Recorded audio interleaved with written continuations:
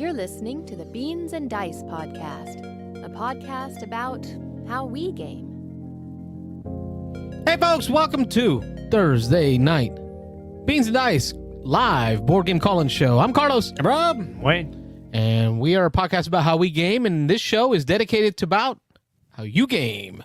So that's what we do on Thursday nights is we take your phone calls to talk to you about what you've been playing, what you've been up to, games that you've been interested in or things that are coming in.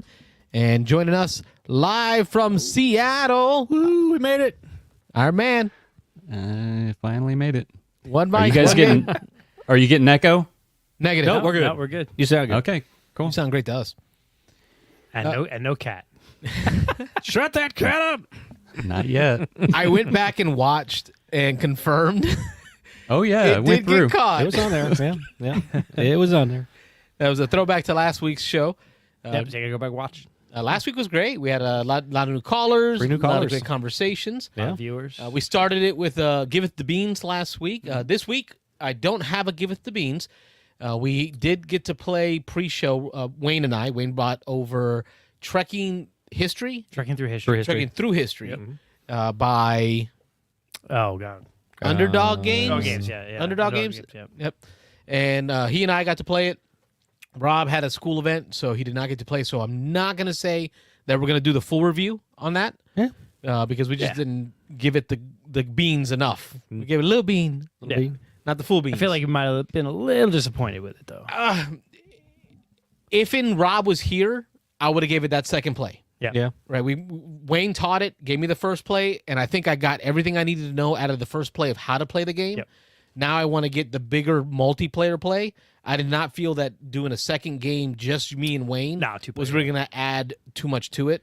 I think we needed more players to kind of flesh that game out. So we're really the only try difference that for between 2, 3, and 4 players is just that the deck of cards for the years just cycles faster. Yes. Yeah, which would give us more access, Yeah. to cards and would not stump us. So the game as is a much. little better at like 3-player, 4-player. So hopefully Wayne will bring it with him for Saturday, and if Rob's there, that's definitely something we can get in 30 minutes. Yeah, 30, 45 minutes easy. So we'll give y'all a Give It the Beans on Trekking Through History shortly. But then right after that, Wayne taught me Fantastic Factories. And by taught, read the rule books to me. I'll take it. I struggled reading through that one. There was a lot of text in that rule book, and it just didn't connect in my head. But when Wayne and I sat down and read through the rules of Fantastic Factories and played it, it was so smooth, unbelievably smooth. Quick. Like, I can see why Michael Lorenzo has it so high in his 20 when I think about Potion Explosion or Gizmos in the simplicity or the speed of the game. I think between both Fantastic Factories and Trekking, we got both games done in maybe an hour and 10 minutes for the 2 games. Yep, some pizza, some beer, and boom, a couple 2 of games real quick. Yeah. Good stuff. And Rob showed up. We got a comment in here. Oh, Crystal Dax. Crystal Dax says, Fantastic Factory surprised me the first time I played it. I don't know what I was expecting, but it was F-U. And That's a fun game. It was really fun. Crystal is Dice Tower Tonight. That is Crystal Dax from Dice Tower Tonight. Oh, nice. wow. Yeah, very cool. We got a celebrity in the comments. I know, Thank you for joining in. Thank you for joining in, yeah. Well, I think that was it for us, though, talk-wise, so we can get right into the phone lines, because we're not going to do a review. The only other thing is Rob and I got to play our first 18xx game last night. Oh yes, yeah, that was something. You know what? We'll still hold the phone lines for a minute, because I do want to hear that. Yeah, Nick Oben may call in on that one. So if he's listening tonight, but hey, Edmund from Sweden, Sweden, Sweden, Edmund, England. We're international now too. We got content creator, some celebrity in the Crystal's chat, awesome. some international in the chat. I played a bunch of BGA games with Crystal. Oh, really? And her crew. Oh, that's cool. Her Discord server recently. It's good. All right, so what 18xx game did y'all play? 1846. 46. Yeah, that's right. Yep. Yeah. Gonna try to pull it Race up. to the Midwest. Maybe not a full Giveth the Beans, unless y'all want to. It wasn't. Okay, No, go ahead. I liked it a lot. There's a lot. It was that But good. it was a lot. It is a lot. Yeah, it's a lot of the game. It's both Wayne and I's first 18xx experience, and so which is hilarious that I've been a board gamer for 23 years or more, and I've never played an 18xx game. I was always like, you go to the cons, right, and you see the 18x gamers over here, and everyone else is over here. But it was cool, man. It was deep. Craig Bowser says he was in that game. Oh, yes, he was. He was. Yeah, Hey, Craig. He's a Maryland guy. I was going to say Craig and Nick taught it. Craig is, I guess, an old hat at it. He's been playing, I guess, for years, it sounds like. Nick has been playing for a year or two, so Nick is still kind of getting his feet wet. He's played, I think he's had about 3 different ones. He's played the one that we played last night. I think he said 3 or 4 times, so he's learning it. We're finding out, which is what I'd heard before, that every different iteration, every different 18XX has a little twist in it. They do something a little different. So once you learn the main system, you pretty much know how to play the games. But going through, I don't know how many there are now. There's got to be at least 10, way over 10, maybe closer to 20 of them in the series. But each one does something different with either how the trains go, or the way the ages go, or the way you build the routes, or the companies things, that are involved. So, but it's crunchy, man. It gave me, from like the first turn, it gave me that brass brain melt of, I'm going to end up $2 short a lot. And it was, man. There was so many times, even, we're all like, oh man, if I do this or that, then I'm going to be $2 short here. If I do this, then I'm $800 short. There's no way I'm going to be able to buy the final train. So I'm give up on that. I'm just going to, And you did. And I did. I just gave up like halfway through the game. I'm like, I guess I'm not buying any more trains. Yeah. I'm just going to run with what I got. And it's a game I got to play a few times before I'm going to have an opinion on it. There's a lot going on, and I felt that we called them turns by committee. We pretty much played the whole game turns by committee. We all kept talking through all it 4 talked about what the best move would be for you this time. What we used to call dojo back in the X-Wing days. It really wasn't about winning the game. It was about learning the game and learning strategy. Yeah. Yeah. And we did that for I don't know how many hours last night. It was, 3-ish hours? Yeah, So, 3 hours. 3 or 4 hours. And Craig, he was really good about teaching us, Craig Bowser. Even though it kicked our teeth in. But a little bit, yeah. At the end there, he ran Craig away. Bowser says, I got to play about 20 of the XX games now. Okay. 20 of the there's a different lot. XX games. Yeah. Yeah. And I would say what it is. It's a really, if you like a game like Brass, economic game, stock market games, you're gonna like 18xx games. But like, I think he had the good comment is an 18xx game is that you can not win it on the first turn, but you can lose it. But you can lose on the first You turn. make a big mistake on the first turn, you can spend the next 3 hours just kind of hating life. So, yeah. And so I think that's a turnoff for a lot of people. Yeah, it was. But I think it's only a turnoff if the first time you play it, right? So it's like this is the kind of game. If you pick an 18xx game, and I know it was funny, Crystal and Ambi's a big 18xx player, and she talks them up big time. But they're definitely the kind of games that you need to play multiple times. Like I need to play this specific game, not another 18xx game, but 1846 multiple times, because now I understand some of the intricacies of getting blocked, going to Chicago, or where you can cut people off and things like that. But it was pretty cool. It was really pretty cool. Yeah, it was a good game. I was going to say there was a lot of hand holding, and so that's why I can't have an opinion on it yet, because all this turn by committee, I felt 90% of the game was not my choices on things to do. It was like That's how I feel this when, is what you should do when I play a co-op game with Rob. Oh yeah. 90% of the game is not my decision. Rob tells me this is the best thing this we is should the thing do. you should do. Yeah, right. That kind of like that. That's I think. But about halfway through the game, I kind of like understood, and I was okay. I know I got it, and it was really, hey, I think this is what I should do. And they're like, oh, yeah, that's probably makes sense. But that also kind of makes sense for this type of game where one bad decision could ruin the rest of the experience. Right. Yeah. So at least maybe checking it with Craig. Yeah. Hey, Craig, I'm thinking this. Yeah. Oh, yeah, that's going to kneecap you. Right. If you don't want to do this. Or, hey, you may want to do this because later on you're going to be able to do that. Yeah, and that's really, it's that second and third order thinking that I think people will miss out on that first play. But yeah, it was pretty cool. Yeah, if Nick has a chance to call in again, he'll call and tell us. But I think he's played, I'm just guessing, just in the way he was talking, maybe 8 to 10 games of 18xx's. And even he was deferring to Craig a lot. He was like, this is kind of what I'm thinking, Craig. Is that the best thing for Rob to do? Is that the best thing for Wayne to do? What do you think? And then about 50% of the time he was right. About 50% of the time Craig would be like, well, he probably actually should do this other thing. So even somebody who's played it 8 to 10 times, Nick had a lot of questions. So, yeah. I tell you what, very few games make me want to break out a scratch pad and do the math. Oh, yeah. On it.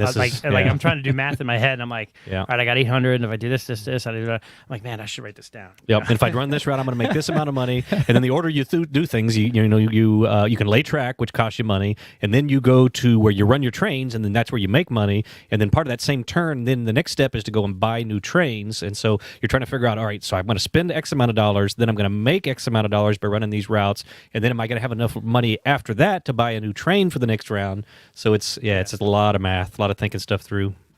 It was a good experience, though. Like, I definitely wasn't like, I don't ever want to do that again.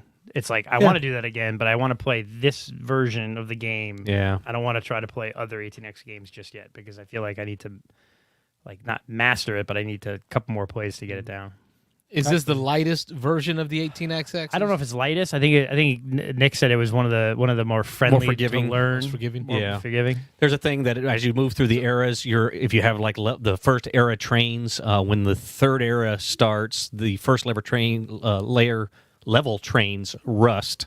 And he said in some games it's immediate. As soon as somebody buys that first level 3 train, all the ones are just gone. Our first era ones, they were 2 trains in our game that could go 2 stops. Those all immediately go away. In this version, you get one more last hurrah to run those trains. So if it sneaks up on you that somebody grabs that train, because you buy all the trains in era 1, then the era 2s open up, and then you start buying trains in era 2. There's X amount of number, trains in each of those types. And then when somebody buys the first 3, the seconds start going obsolete. When they buy there's 4 different levels. When they buy the first 4 level one, the level 2 ones go obsolete. So. Yeah, but there's little different rules again on that. But this is forgiving because of that. I guess the layout of the board, he said, is a little more forgiving than some of them. So this one. What about like theme differentiation, right? Because we hear about so many different types of XX. Yeah. What in the XX changes the theme or feeling of the game? So like in this specific one, you're just looking at sort of like the Pennsylvania border to the Midwest, and it's like it's the time period where the trains raced to the Midwest, right? So like you have all the trains in New York and New Jersey. The and subtitle there, Race to the Midwest. So it's like, so this game is specific about the Ohio River Valley, the geography, and all the trains that got built up in that area, and all the companies. For example, you could play it in succession and go all the way from the East Coast until it finally connects. Probably, I'm sure you to could the Transcontinental Railroad for different time periods with different types of trains. Yeah, because they didn't build the railroads in the the West, Far West, until they had this one done over in Ohio Valley. Right.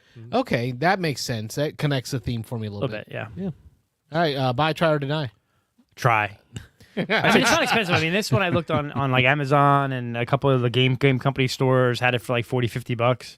So it's not super pricey, but it's also not what I'd call highly produced. But I think if you don't know 18X games, it's a good try. I'd say try if you're a heavier gamer. If you're not a heavier gamer and you like your games light, this is definitely, I'd say, a deny, stay away. This is a game where if you want to take it to a thinky level and you want to spend 3 or 4 hours really economicing things through and making a lot of math decisions, then this is a game you'll like. So in that case, it's a try. I wouldn't say even in that case it may not be an automatic buy, but definitely for the heavier gamer. Michael, how does it sound to you? Does it make you more interested in playing these types of games? I've always wanted to try one.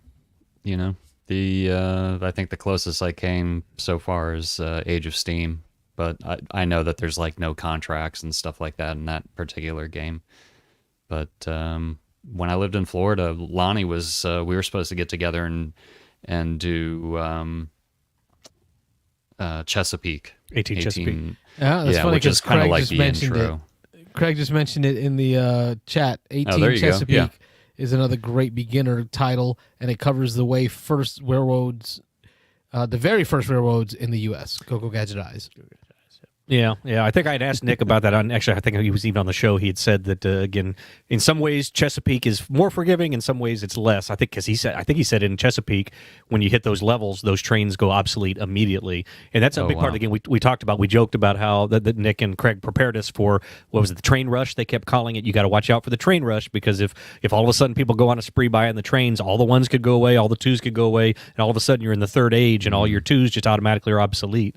So Chesapeake, if I remember correctly, Nick said that one, you don't get that extra turn, you don't get that last hurrah. If somebody buys that first level 3, the twos are gone. And next turn, you may be completely locked out and you may not be able to do it. And that's something we kind of saw. That at the end of the game, Wayne kind of got in that situation where he couldn't get the next train that he needed. I misprepared and didn't have enough money to buy that third level or fourth level train, and so it was the point where it wasn't worth me, like, not skipping a turn, but when you take your dividends, you can take all the money and use it to buy, or you can reinvest it. For me, it was better to just like not reinvest it and just take it all, because the money gave me more value than trying to wait and buy a train. I did good on the stock though. Like, so there's like a couple of different things. You got to buy stock in the companies and control that. And then you also got to monitor when to buy the trains. And it's like, those are the two big things: is make sure you have the right stocks to get value out of them. And then also you have to make sure you're ready to go for that next level of train. I just kind of missed that part of it, but it was fun though. I think the closest that I've ever played to something like that would be Whistle Junction. Yeah. I think what I did, it's out of print, and so Union Pacific is a board, not an 18xx game, but it has similar mechanisms where you don't really. It's not like Ticket Try where you lay the train and it's your train. You're laying trains and then you're trying to collect stocks, and it has several scoring phases where you're collecting money based on your stocks, and so that kind of gives you a little bit of a feel of it. And that was reprinted as Airlines Europe as well. So, but they're both out of print right now. But yeah. And we just scratched the surface on this one. Without getting into too much detail, there was it six or seven major companies, because you have minor companies and you have major companies. But in this game, and again, the companies own the trains, and each of us for 90% of the game each just owned one or controlled one major company, but there were two that were kind of hanging out there. And the way we built the rails, it kind of blocked the two, because they all have different starting positions. It blocked them where those two weren't appealing at all. But there's a whole other level to this game where if you own two of the companies or have a controlling share in two of the companies, you can actually like sell trains between the companies, because the player doesn't own the trains, the company owns the trains. And then online there's all this talk about these strategies about buying a company and then tanking it on purpose, getting people to buy into that stock, and then tanking it on purpose and getting out of it. So they're GameStop, baby. So it plummets and all that. Exactly. Yeah. So we didn't touch on any of that. We played a very friendly game. We were purposely not blocking each other. So I mean, there's a whole lot more to this that we could have gotten into. So yeah, it was good. It was a good experience. It was good. Yeah, it was fun. I would play again. I didn't love it, but again, I think that's because I like I said, I didn't feel like I had a whole lot of control. It was like, well, this is what you should do. This is what you should do. This is what you should do. So it was interesting. Yeah. All right, folks, that is a quick discussion on 1846. 1846. 18XX, 1846, the race for the Midwest. Thank you, Craig Bowser, for giving that teach. Yeah, appreciate it, Nick. It was good. And that's going to open up our phone lines. Open up the phone lines. 813-618-7099 is the number. Yep.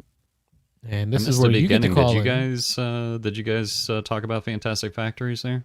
We did a little bit. Just a touch. Yeah. We touched on it. Just very high level. What'd you think about it, Carlos? Did you like it? Or sorry, I missed the beginning.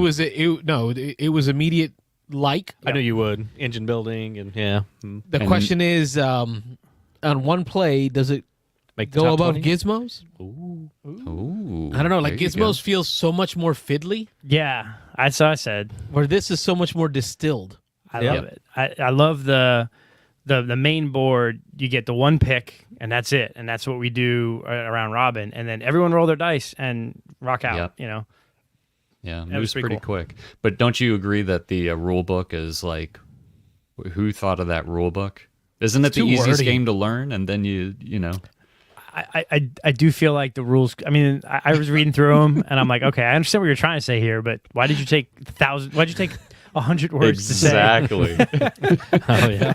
I haven't read the rule book. I guess that's a good thing. This could have been a 2-page rule book. Correct. Yeah. Watch easily. A video.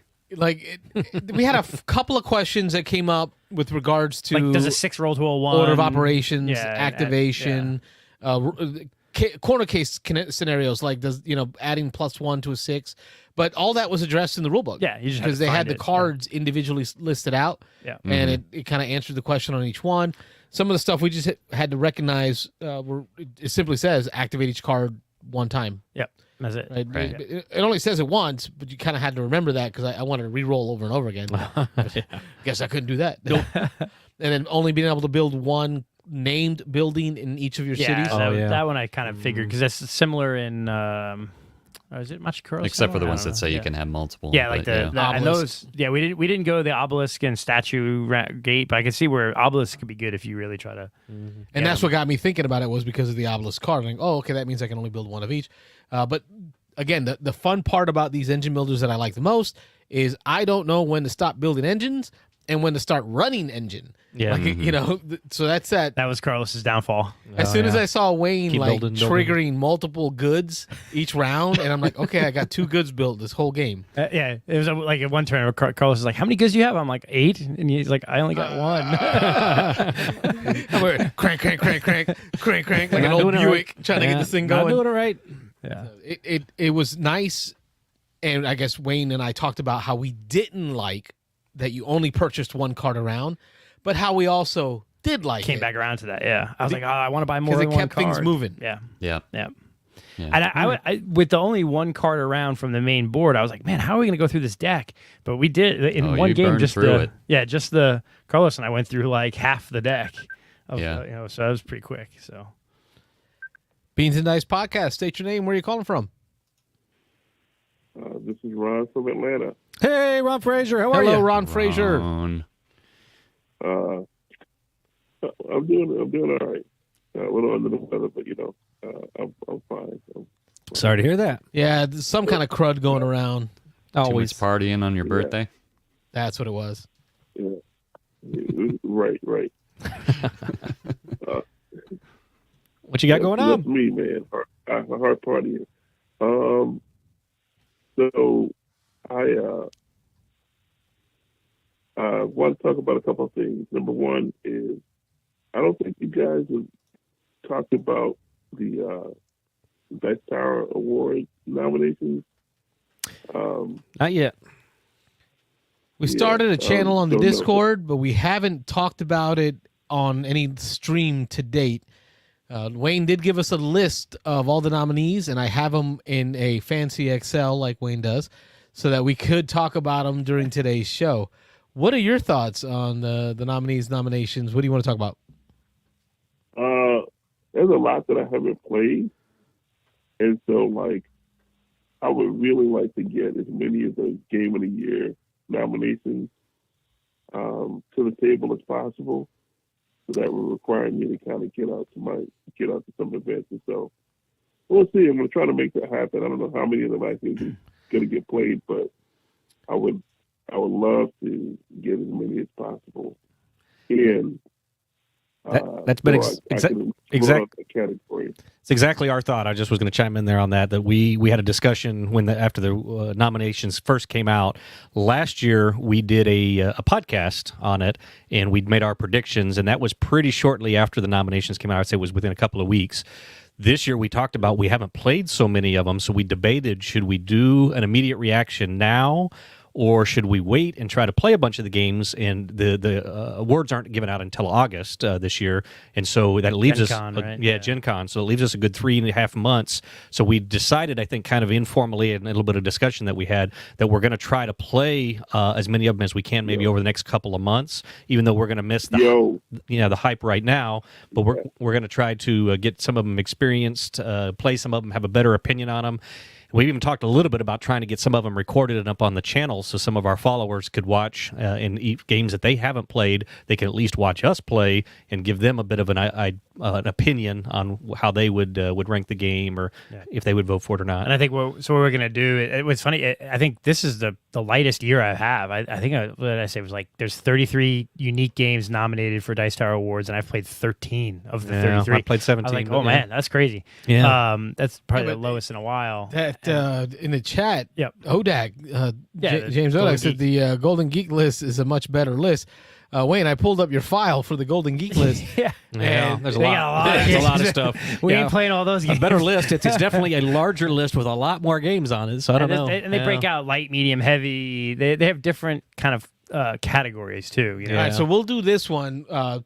Thanksgiving Yeah. 2026. Yeah, maybe. Yeah, there's too many games. But I think yeah. what's interesting, and I'll plug the Discord server, or the Beans Dice Discord. Is we have a good Discord server with a lot of activity, and I created a channel today for awards. Yep. And I installed a voting bot, and so I'm gonna probably in the next week or so I'm gonna put in a thread all the Dice Tower, and then in another thread all of the Golden Geek, and everyone in the Beat and Dice community can go in there and vote for the games that they think are going to win in those categories. And I'll pull that out and put it in Excel and track it and see where we are. And then obviously we're going to do probably podcasts or even a Friday night show where we go through these games and pick our winners and losers on what we think are the winners of each category. So I had a couple of thoughts. You know, I'm up here in Atlanta. Yep. I got my own things going on here. But, like, I know a lot of us are intending on going to Dice Tower East, and I would love to hit as many of these as I can. Yeah, because these awards aren't given out until Gen Con. They normally did it at Dice Tower East. Now this year they're doing it at Gen Con. So we do have another couple of weeks, right? Because Gen Con is end of July. Yes, I think so. Usually, Michael, is that right? It's end August. of July? It's August something. Tom said it's first week of Yeah, August. it's later in the year. Real late this year. So this is our chance, really, Dice Tower to focus Anything through that's and not get them there. played. So That's we all a have to play good Blood on point. the Use Clock that Tower, 'cause library. That's probably Yeah. the next time we're going to get there to play. I don't know if I want to play it though. Yeah, It's I really Are don't, you a werewolf? I right? really don't want to, but I'm outspoken that I do not like social deduction, and that's a big social deduction game. that group was behind us the whole time Yeah. during Dice Tower Retreat, Yep. and I just did not want to go back there. Not into that. Nope. We'll see. But Ron has a valid point. Like, Yeah. We could get some of the ones that like we were going through the list on what ones we can play or what ones we have in our group, and we have a good chunk. But there's some we don't need to rush our predictions. No. And then if Mitch is there, I don't know if Mitch is making it. I can't recall if Mitch was making it to Dice Tower. But him and BJ and all the Louisiana folks, they'll get these games played easy. Oh, yeah. But in a night. by the time In one we night, get to, we can record our recap of Dice Tower and record our predictions. Yeah. So yeah, folks, I guess Ron's got the right answer. It sounds like we should do our nomination predictions Right after. for the winners right after Dice Tower East, I think so. Yeah. That'd probably be it. because then we'll have access to all these games. I want to behind the scenes have all of us and the admins and do our first pick right now, and then see if it changes. Like I'm gonna Right, because like I haven't had access to Turing Machine. Yep. You know, it's on my wish list to buy because my son wants it. He read up on this Turing guy, so he wants it. that's a cool game. Heat. I still haven't had access to play that yet. There's so many games that I want to. Blood on the Clock Tower. Desire hasn't come yet. Maybe. Yeah.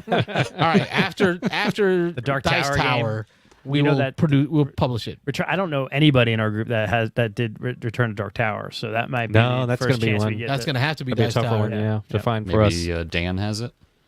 I don't think so. I don't think so. We can check, but No. I don't know.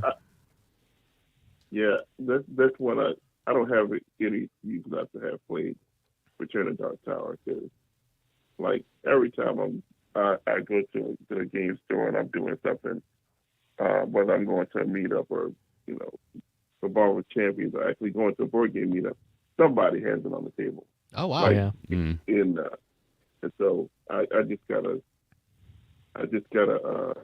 edge my way into one of those plays. Yep. Well, let's try to make it happen at Dice Tower. Let's work together to. Yeah. whatever knocked games out. we haven't finished. That way, every one of us gets a chance to play as many of these and then make our predictions. Like I don't think I would have put trekking through history right on that list, the Dice Tower list. But after playing it today, I totally see that it belongs on gonna both say of these you're a lists. history It's buff, absolutely- man. Yeah, it's absolutely one of the most Welcoming. welcoming games you can play. That's a game that you bring to. I said that's a game you bring to Thanksgiving or Christmas Day, and you can get grandma, grandpa, aunt, uncle, cousins, and play that game, and it's cool because it teaches history. You know, and the artwork's fantastic. It is, and okay, artwork is fantastic. I would agree with you, but before seeing the game, but after seeing the decks of cards and how many cards there are and how many events, and that someone actually did the art for each one of those, then I give him mad respect. Yep. Mad respect because of the amount of art that was required to make that game. This wasn't Bonacor stealing textbook clip art to make Terraforming Mars. Somebody had to draw each and every one of these, so it does belong on the art list as well. Yeah. All right, Ron. Good call out, Ron. What else you got? Close out your call.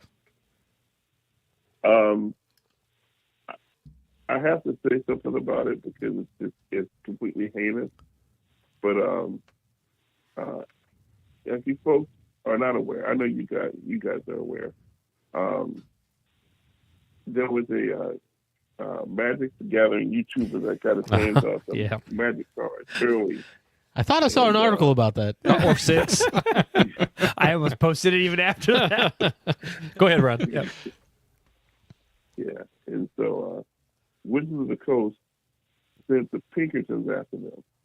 You know, the Union busting Red Dead Redemption 2 villain, Secret Mafia.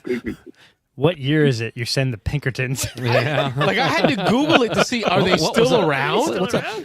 Yeah. They are still a thing. Well, apparently.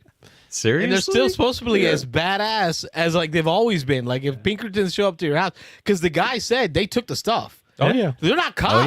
yeah. How you gonna come to my house and take 'Cause stuff? they get away with that Because stuff. they were the Pinkertons. They're probably yeah. all special forces guys. I think he by volunteered. nowadays. Yeah, he was I like, don't know. here, take it, take it. Right, like all I could imagine was like Sam Elliott with mustache and like double barrel waltzing into your house. I'm imagining privately, a couple special forces guys in jack boots with like gear on. They're probably privately funded by Wizards of the Coast too. Okay, so here's the in Hasbro management and in Wizards of the Coast management, they're they have basically security, the loss prevention management folks that have Pinkerton background. So like this is not a new thing for them. So which is and I'm sure they're not the only corporation that hires them. They can't be, right? Like they're a subsidiary of some Swedish company, what have you. Sure. Like, Yeah, some private military. they're still around.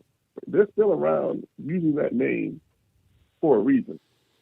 Yeah. Like Because it means something. Like, and that's the reason I posted up the article as well. Because I posted up a different article. Okay, folks, the background. Ron posted an article about it In our Yeah. Discord in our server. Discord, Yeah.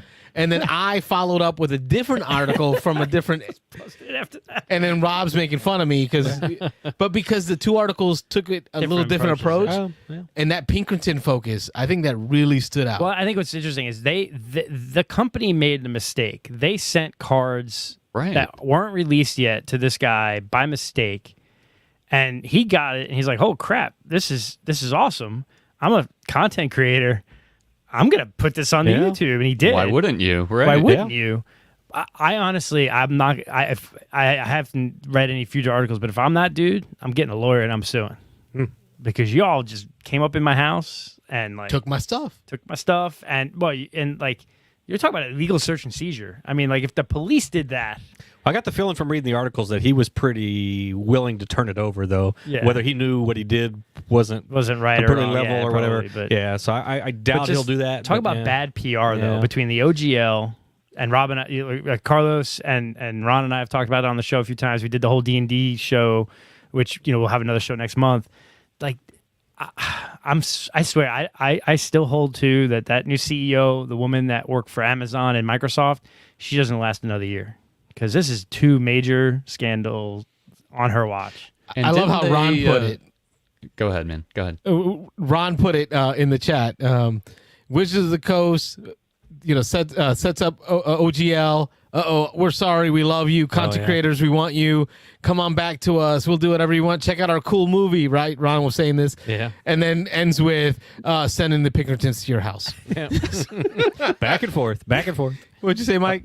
I was gonna say they offered him something like in return, but from what I understand, it wasn't like that big of a deal. Whatever they offered him. Am I accurate in saying they went. that? Yeah, I don't know. Ron maybe remember. I remember reading something. Yeah, that they did go back after the fact to kind of make up for it. They Right. reached back out to him again or something. I don't remember what they offered. Ron, what's the update? You broke this news on the Beans and Dice channel. Where are we at with that?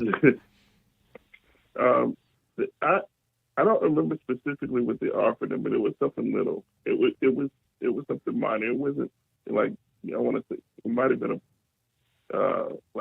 maybe a box of. I don't even want to say. I don't want to say the wrong thing. Yeah. But all I know is that it was not what they gave him was not in proportion to the amount of trouble that they gave that guy.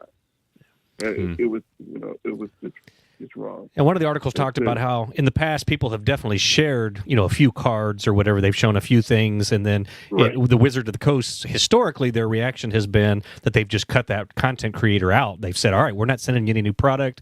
You broke an unwritten rule or whatever. You showed our stuff off. This one, if I remember, he showed like 48 of the 50 cards from the set. So I think that's why they got pissed, is because it wasn't just a couple of cards. They showed pretty much everything. This is all the stuff that's coming out. You can read the text. You can see all the artwork. You can, it wasn't just hey, here's a little teaser. It was like your corporate mailing office, whoever in the mailing office in that department. Yeah. So, speaking of Wizards and how much, I think they're in trouble, this is a tangential story. So Darrington Press, which is the company owned by Critical Role, announced in the last week an RPG based on their IP, not related to D&D, and a first board game. Yep. And so, Ron, what do you think that's going to also do to Wizards? Because now you have the Orc and all the other companies doing their own RPG and their own system that's separate from DVD. But now you have the next biggest guy on the block, Darrington Press, and Critical Role kind of breaking off too. It's going to affect them. And I do want to say that this is a board game college show, that Wizards of the Coast also, they have board games, right? Yep. Betrayal, House on the Hill, Axis and Allies, Tyrants in the Underdark, which, we talked Hasbro Gaming, recently. pretty much. Hasbro Gaming. Yep. Yeah. So, and the companies that they're affected, of course, they're affected role-playing game companies, this OGL business, but there's also a board game aspect to this too.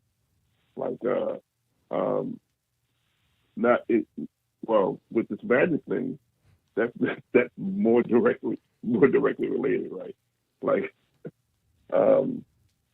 But it's gonna. Critical Role has a huge following, and it's gonna hurt because a lot of those folks are going to play whatever Critical Role is playing, and they're not going to be playing D&D. They're going to be playing Daggerheart. That's clearly the direction they're going. Daggerheart's the name of this. They're more long-term, advancement-based RPG. Yeah, and that's right there in the D&D market. Yeah, they're coming out with two different RPGs. Excuse me. They have one that's meant for one shots and just quick dungeon crawls or quick battle things, and then one made for campaigns. So they're separating it. You could do, Makes sense. Yeah. Well, Ronaldo, another great call. I can count on it every week, man. Crazy stuff. Count down the days to Dice Tower East. Woo! Thanks again for your call, Bobby. We appreciate you. All right. Remember, folks, this is the call-in show.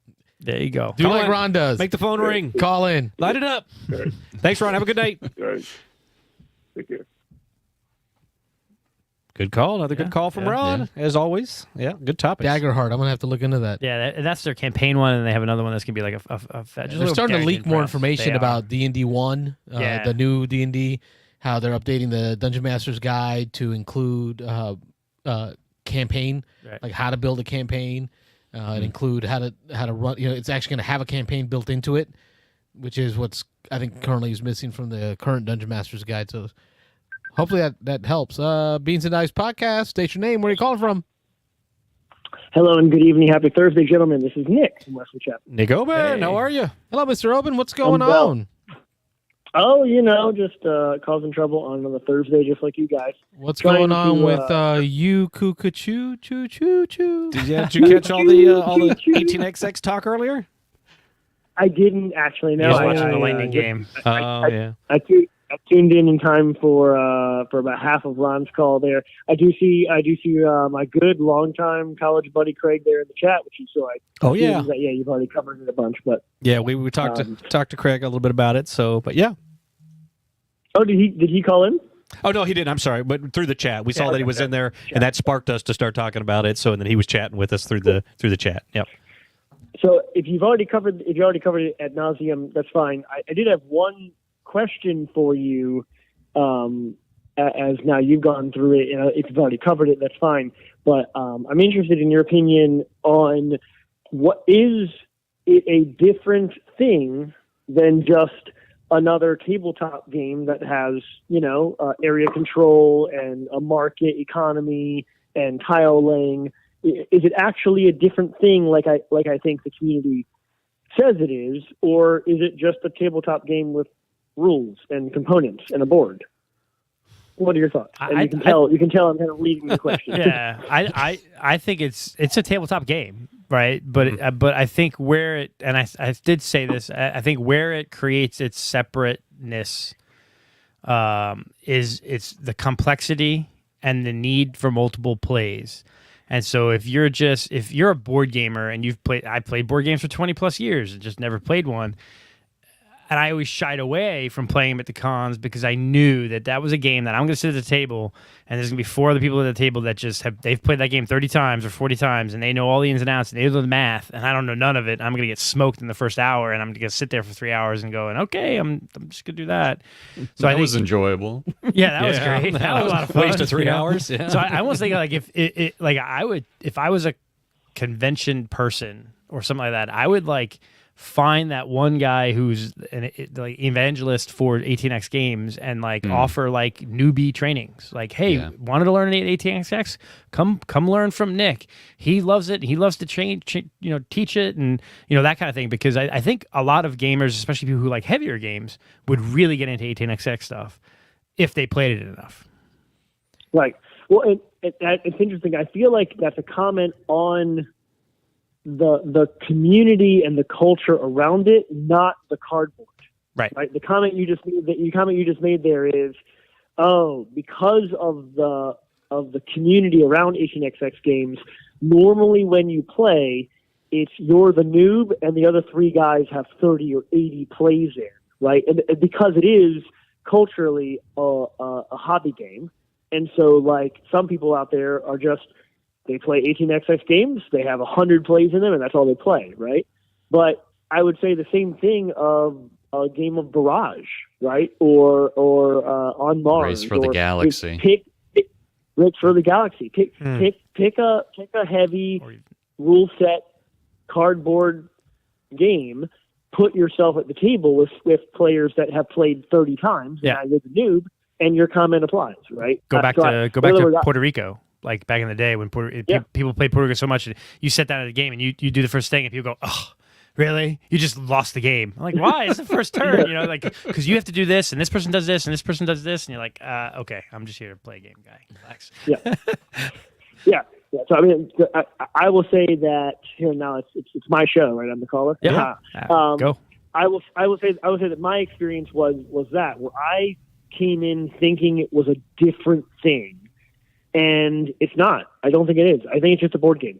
That is a heavy board game that takes some time to learn. And now I've got 4 or 5 plays in, and I'm looking at it being like, it's not different. If you told me, hey Nick, set up 1846, it's not different from you saying, hey Nick, let's set up Clash of Cultures or whatever. Ooh. Where it's like, okay, it's gonna take. See what I did there? Setting Carlos in. Where it's gonna take a couple hours, and obviously, if you played it a bunch of times, you're better, right? But that's just board game. That's just heavy board games, right? So I do think that what's neat about it is there are so many titles. Now this is where it does clearly make a differentiator between itself and other board games. Is the publisher GMT has got literally, what is it, like 50 titles or something available that all use this same system, though they have variations and differences. So it's kind of like then, Carlos, what's the combat system that you like? The left, center, middle, left, center, right. Richard Borg's system for Command and Colors. Command and Colors, yeah. That guy. So it's one of those like they have built up a system that then can apply to a bunch of different published games, which does lend itself into that fandom, right? That niche within the hobby of people that love the system so much and they always want to play that system. And there are literally 50 or 60 titles in that system. So you can have a collection of games that are actually all different, but are similar enough because they're the system you love. And so that's the part where, yeah, sure. If you just look at someone's shelf, they might have, 30 18xx games, and that is different from most board games. Most board games, it's like I have Title Blades, and it's now Tidal Blade's a bad example. There actually is a second one coming. But you see what I'm saying. Most board games, it's effectively one and done. Yeah. Whereas this is a whole system. But then there's the command and colors, like we just mentioned there. So yeah. Anyways, I guess I'm now going to become a new evangelist for demystifying 18xx games. I don't think they're this weird thing. I think they're just a board game about trains. You know. I could agree with that. I don't know. I don't think I agree, but yeah. No, why don't you agree? I think this is definitely a game that you can't play, even if it's all newbies. You can't play and luck into or just kind of figure it out on the fly and do well. I mean, this is a game that number one, I think it definitely requires an interest in economics and business and how businesses are run and how things are bought and sold, how to run a company. It's very niche, I think. I don't think it's a game that just the average person, even the average heavy gamer, would get into. So let me throw out, how is that different than Gloomhaven? Because when you say Gloomhaven, it's one box. When you say 18xx, you're like, which one? Well, but it's one box of 1,000 hours of game. I agree. It's like a whole subgenre, though. Right. You know, where Gloomhaven it's a dungeon crawler. I'm trying to think of how you compare the two. I guess I don't understand where you're coming it's from. a game where only a small percentage of gamers play it. People who And play those it, that do, and those that do rated a play 10. it. I don't know what the percentage of people who play Gloomhaven is. I mean, I know a fair number of people who have played Gloomhaven, including Carlos, didn't like it. But I think a lot of gamers have played Gloomhaven. We have several people in our group that meet up at Your Turn that are in the middle of campaigns of Gloomhaven. This is why it pains me to say it, but Yeah. I kind of agree with Robert on his point with regards to it. Not as much as Nick calls it a just another cardboard game. I see it more parallel to the wargaming world. Right? We talked about the community of the 18xxers having to evangelize to bring others in. The Blood Bowl. Very much Blood like Bowl, Bubble. yep. A lot of it has to do with this game doesn't try to market itself to bring Right. the general population is. It is unashamedly Yep. ugly. And it is just cardboard and trains, right? In the wargaming community, every time I go to a wargaming convention, there are less and less people there, and there are more and more picture frames of the people that passed away that year. The hairs are getting whiter and lighter, right, to that community because they choose not to evangelize. They choose not to bring others in. They know how to play it, and if you come to the table to play with them and you don't do as well, they're not as willing to like embrace you and bring you in and like ramp you up. You know, they will call you out if you put the wrong colors on your your French army dudes, right? And like, that's not the right shade of light blue. And I'm like, well, I don't know the history like that. But I think I'll throw it back to Nick to maybe. But I think what he's getting at though is that what you guys are kind of talking about is. Well, I think what you're talking about is the community, right? That's versus the game. Yeah, I would definitely draw that line a little bit, but and because the game itself doesn't elicit the people to bring it in. The community has to go out and help bring them in. I think the game, the whole premise of the game, and it does what it does very well. I mean, it's very good at what it does, but I think it's a very narrow subsection of people who have that specific interest, who want to play a game with heavy economics, a calculator and a pencil, or people who can do it in their head. But you have to have that very specific interest in business, in economics, and how to manipulate a stock market, how to buy and sell things at the right time. I mean, I think it's a pretty narrow focus, a pretty narrow community. So, And without the Craig Bowsers of the world, I don't think it's going to, because I'm not going to reach out to go find out how to play an ATX game. It's going to take a friend of mine. one too many X's. XXXXX. That's for the 10 o'clock hour. Triple X. Right, yeah. That was like, my ears perked up when you It's going to take a friend to draw me into it. Yeah. And that's why I can't agree wholly with Nick. I think it's what I would call a lifestyle game. Yep. If you're going to play it, you got to play it regularly to keep it fresh in your mind and make it a big percentage of the gaming you do. And I want to get it back to Nick, but I want to say again that I said I would play it again, and I will play it again, and I'll enjoy learning it. But for me to really feel like I'm comfortable playing this game, I'm going to say it's going to take me 20 hours of at least 10 hours worth of gameplay before I really start understanding, and then 20 or 30 hours. I misspoke for you, Nick, because I said I thought you had probably played 8 to 10 times. Sounds like you said you've played 4 to 5 times, but I mentioned how you were deferring to Craig a lot on even decisions. Just you'd say, hey, Wayne, I think this is the best thing for you. But is that right, Craig? Is that in about 50% of the time you were right? About 50% of the time Craig had a dissenting opinion, but it sounds like maybe Craig's got I overestimated how many times you had played, and Craig, I think he said he's played about 20 different ones, so he's got a lot of experience in it. Yeah. So, and a couple of things there. Carlos is right on. It does take a friend to lead you to this trough to drink from, and which was my experience. Right. I certainly didn't reach out and say, "Hey, anyone want to play?" I got roped in during a in-person little mini convention that my friends up in Maryland do once a year, and so I played my first game 2 Januaries ago, and it was a slog. It was like, this is what I did with my 8-hour day, kind of thing. And then I didn't play it again until this past January. We played again because it was a little, I admit, it was kind of like, well, I played last year and they needed another player. I didn't need another player, but it was like, 4 is a nice number to have at the table. I said I would play. And again, it was kind of like, wow, all right, that was to echo what Rob said, it very much is, I don't know what I'm doing. I guess we as a group need to help me take my turn now. And you know me, I don't actually normally feel that way in a game. Like I do feel like I can grasp the concept and just take my own turn. There is something about the system that is very it's right on the back of the box. It says it right back there. It says 18XX. It takes a village. Oh yeah. There you go. No. There you go. Turn by committee is what you kind of end up doing when you have new players at the table. And new players, this is to your point about the commitment it does take. New players means, you've only played 6 times. Yeah, we'll help you out, kind of thing.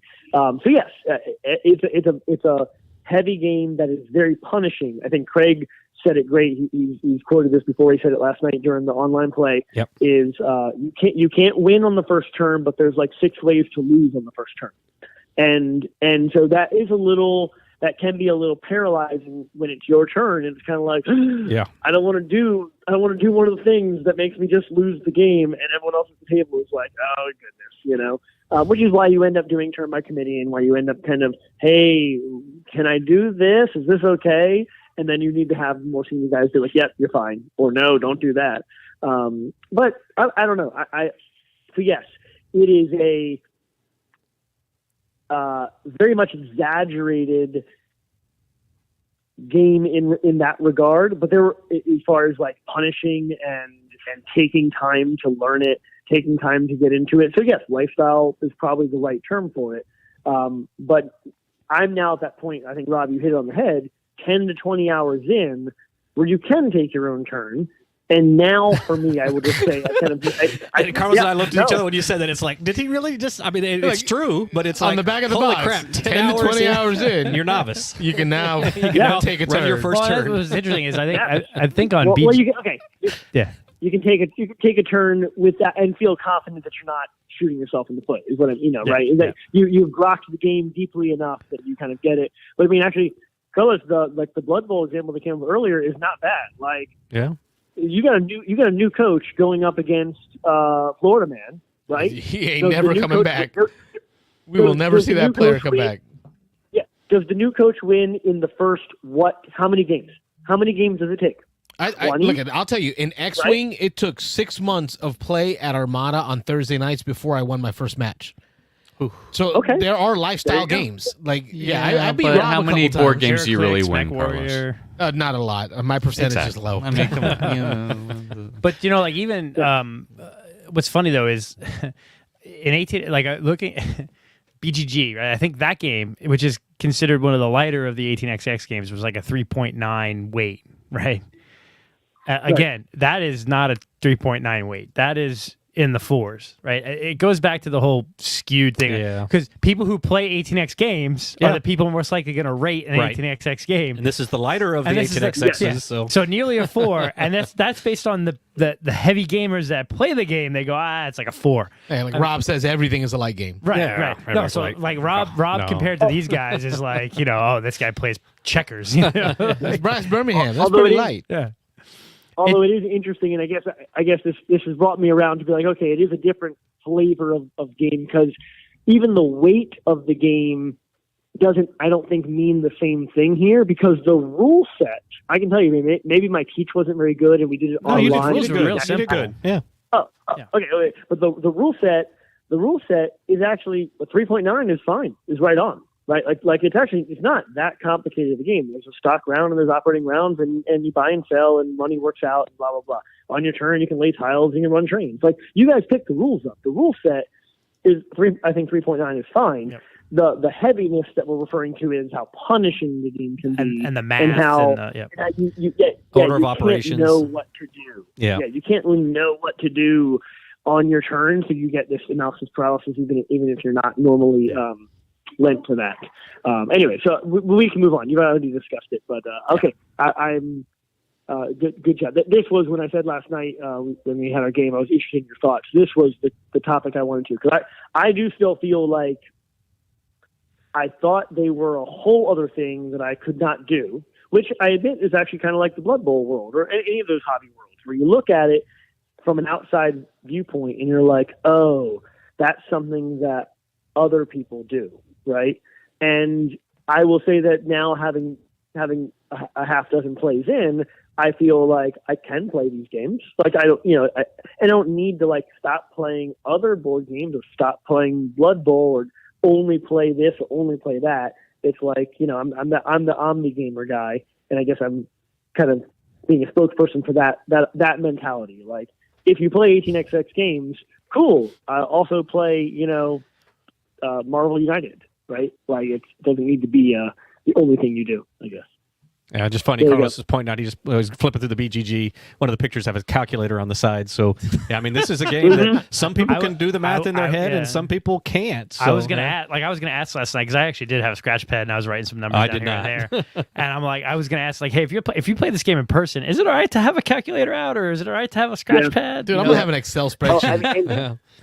No, I will say, oh my goodness, I will say, and this, if my Maryland group is listening in, because I know Craig was online at some point, I will admit to doing a bit of a quiet eye roll when we played in person.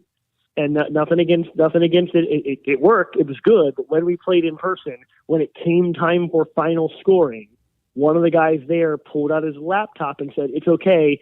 I know I have the spreadsheet template to make the final scoring easy." Well, if I recall, And last like, boom. night, on the digital version we played last night, wasn't one of the tabs called spreadsheet? Yes. Yes. Okay. It is. So yes, one it of is. the tabs Yes. is called spreadsheet. And it's a spreadsheet of Yeah, all so, the statistics. Yeah.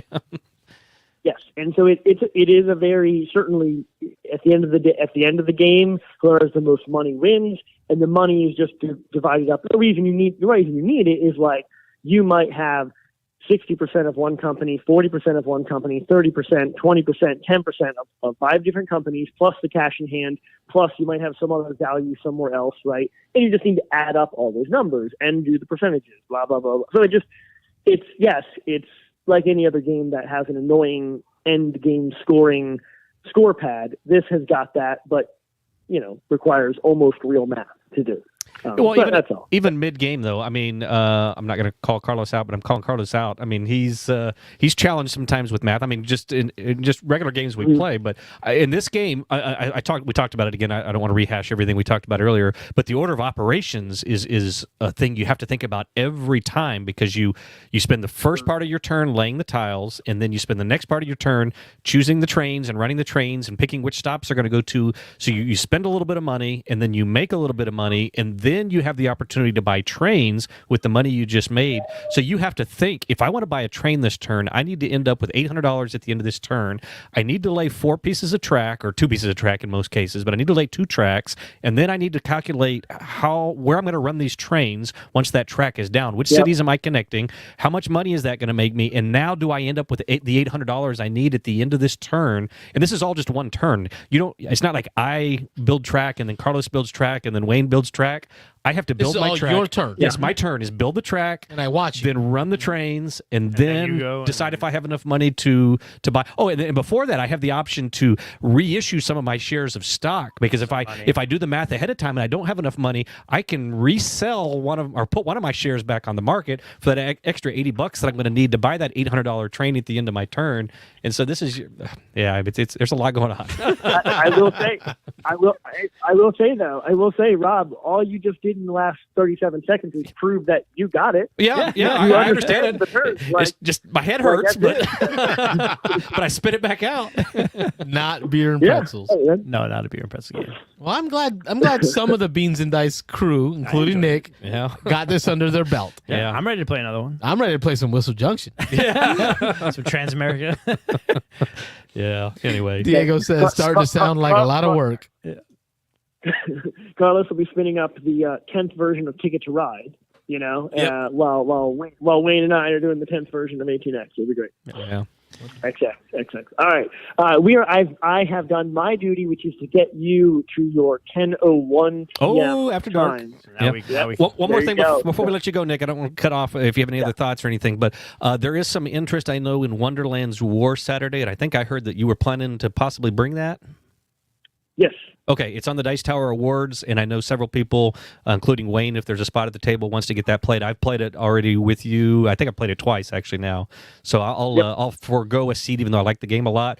But we were talking earlier in the show also about wanting to play these Dice Tower Award games so we can have a more informed opinion. So I don't know if Carlos wants in on that as well. No, he does not. So okay, anyway, so on Saturday, if you're bringing that, Wayne definitely would like a seat at the table if there's an opportunity. Yeah, I've seen it many times on the table. Yeah, I still haven't had a desire to play it. But you got to play it for the Dice Tower Do Awards. I, though? Yeah, you do. Do I? We will see you Yeah, no, Saturday sounds for the Wesley Chapel game group game day. Yeah. At the is it still Double Branch? Double Branch? Is it still? So it's going to be a Double Branch Brewery invite, and I will say this on the internet for all to hear. I do love my family, but I'm excited to say that I will be Sans Kids No for family. this event. There we go. Yep, and I'm going to be there from start to finish for the event. If people are there or want a game, there. I will be there. And it's still Double Branch. You said under new management. No, right?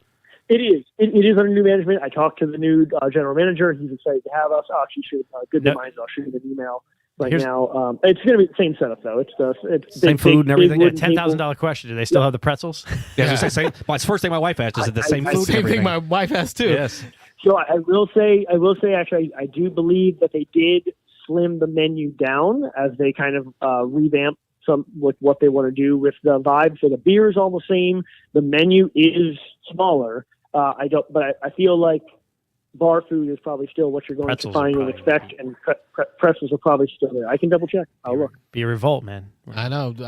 Just y'all text me because Yeah. if not, I'll just go to Taco Bell and, Yeah. and play some Ticket to Ride and call it a day. Good Love night, it. Nick. Have a good night, Nick. Thanks for Yes, calling. sir. All right. Yes. Have a good one, guys. Bye. It's an interesting topic though when you talk about Something as heavy as that. Yeah, we're Well, gonna have to title this show the the heavy. 18XX. Yeah. But it's just lifestyle. Our lifestyle games, just games, right? And is Blood Bowl, Mech Warrior, 18XX. Edmund England from Sweden says, in one way, 18XX games is a statement. I Gamers. want Gamers. Yeah. is a statement. I want to understand something complicated, and that takes a long time. It is. I'm kind of with them on that. Like, I feel that when I go to wargaming conventions, some people play very complicated war games so that they can say, They played it. I play this. I played the North. And then Africa I'm like, campaign. oh, well, I love Command and Colors. And then I picture Rob's bubble. Oh, that's so light. That's a family game. Because they want the prestige of saying, I've conquered this complexity of game. He what also I was conti- thinking. Oh, Go ahead, Mike. Go ahead. No, go ahead. Oh, so, okay, he also says, I don't think that Wargaming and 18xx are not close to each other, except for the, having to do with the complexity. Now, he's from Sweden. His first language is not English, but that was pretty close. That was good. Good comment. Yeah. Mike, what you got? I was going to say, like, while Rob was talking about all the, the guy breaking out the spreadsheet, like, I just kept thinking, you know how those people put the one reviews, like the one, I'm giving this score or this game a score of 1 for having an app. Where are the people giving 18xx games a 1 score for requiring Excel? Oh, yeah. Yeah, exactly. Yeah. Well, it's those people just don't even get in there. I guess don't ever give it a shot. So, yeah, I don't know. I feel like Bill Gates shut them all down. He's like, no. You want Excel. Could be. But that's also part of like why a game like that though is going to be highly rated on BGG. Yeah. But it's not going to break the top 1,000 or 100 because there's not enough ratings. Not enough ratings. Yeah. Because I think this was rated like 8 or 9 or 7.8 or something like that. But I did besmirch the components and No, the yeah, production quality. It's I'll admit it. I besmirched it. Yeah. paper money and they don't. But I mean, Craig did correct me though. He did say that there's a Kickstarter coming out, that the new 18xx titles are starting to up the production value. 1889 Kickstarter is delivering soon, and it looks great. because they know they can make money. Yeah. Right? Yeah. It's about the price. I mean, Command and Colors. It's ugly. It's ugly. I will always admit. Yeah. Sans but maybe. when they say Command and Colors, though, like The blocks and no, Yeah, I know what it. Some of them have minis. I know what it is, but I'm saying like if you were to play that game like that you have in your hand, are you going to say, "Oh, we're going to play a Command and Colors tonight," or are you saying we're going to play what is that one, Ancients? Yeah, no, we would say, "Oh, we're doing samurai battles." Oh no, we're gonna do Right. You wouldn't say Red Command and Alert. Colors. You're not saying Command and Colors, where I think most people would say, "Oh, which 18xx game are we playing?" or "We're going to play 18xx tonight." Or, But I think I don't know. I'm not in that subgenre. It's hard for me to discuss it. So the problem is that 18xx world, right? So if I come to you with the roster of the GMT games for Command and Colors, or even other companies that publish the Richard Bohr Command and Colors games, right? They're pretty simple to identify. We're going to do Ancients. We're going to do Napoleons. We're going to do World War II, Memoir 44. We're going to do World War One. But when you hit me up with all the different 18xx titles, like I freeze in thinking, I'm sorry, what's that? And a lot of today's conversation helped to kind of dispel some of that for me. yeah. yeah, and I guess there are those history buffs out there. I have a friend that lives in Florida that is like a huge train buff. Like he knows everything about trains, when certain tracks were laid, and the reason for this and the reason for that. So I mean, you love history, Carlos. So I mean, you kind of gravitate towards those things because it's familiar to you. So I mean, I could understand. I understand the gravitational pull towards something like this. Yeah. I just don't understand it for me, at this point. But I mean, And a lot of it's tongue in cheek, and some of it's tongue in cheek in what I'm saying. Yeah. Because I really do want to play an 18xx game, because the idea of the railroad, the stock, the figuring all that out, like I have a background in accounting. Like I really want to do this. So I've got a business degree. I've got a business degree, and so I had some interest in it. But even like hegemony, like that's Yeah. on my I really list wanna too. play that. Yeah, I really want to play that. I really want to. These economic games. good. There's a reason Brass Birmingham is sitting here above and will be above like Terraforming Mars or other games. I really like those economy games, but man, I just wish it was easier entry. more approachable. More easy. Yeah, There we more go. approachable. And that's my problem. Is like I really enjoyed playing it. Like the first hour, I'm like, and then as we got into it, I'm like, I really like this. But my problem is, how many times am I going to get it played? Yeah. And you're going to Right. have to get that 10 to 20 compared hours to in. this? Yeah, before you feel like you're doing Yeah. something. So that's my problem. Is I'm never going to be an 18x player because I'm never going to put enough time into it because I want to play all these other games. Me too. See, but and that's why I think it falls under it's a life game. You know, Lifestyle. it's a Yeah. lifestyle game. Yeah. Yep. I mean, we it gotta is- get it is- once. I gotta get it. It is. Get one Yeah, of them we in could one. do it. It makes you feel stupid a little bit. I said, playing the first time, I felt like I said, Listen, I don't need a board game to help me in that department. It was holding man. my hand the whole time. It was like everything I did, I was second guessing. And I was mean, like, Christ, I work in finance, and I deal with hundreds of millions of dollars, and I'm like, wait, I got it. What? Damn, that. That's Like, how I yeah. felt playing Horseless Carriage. Like I felt stupid every single round. Like, can I even do this move? that ran, you know? Horseless Carriage ran through my mind a couple times. I haven't played it yet, but just from what I've heard about it, as we were having this discussion, I was thinking Food Chain Magnate, Horseless Carriage, a couple of those super complex games. But I still think that those Food Chain, I think, is still more approachable than the 18XX. Yeah, but you I can don't know. lose that one in first round too. You can. can, I've you heard can, that too. yeah. Yeah. Yeah, Now, but Rob, see, we understood. What was that one that Dan taught us? The space one, where it was like Oh my God, High Frontier. High Frontier. High Frontier Yeah. for all. We understood that when he explained it, though. Like, Yeah.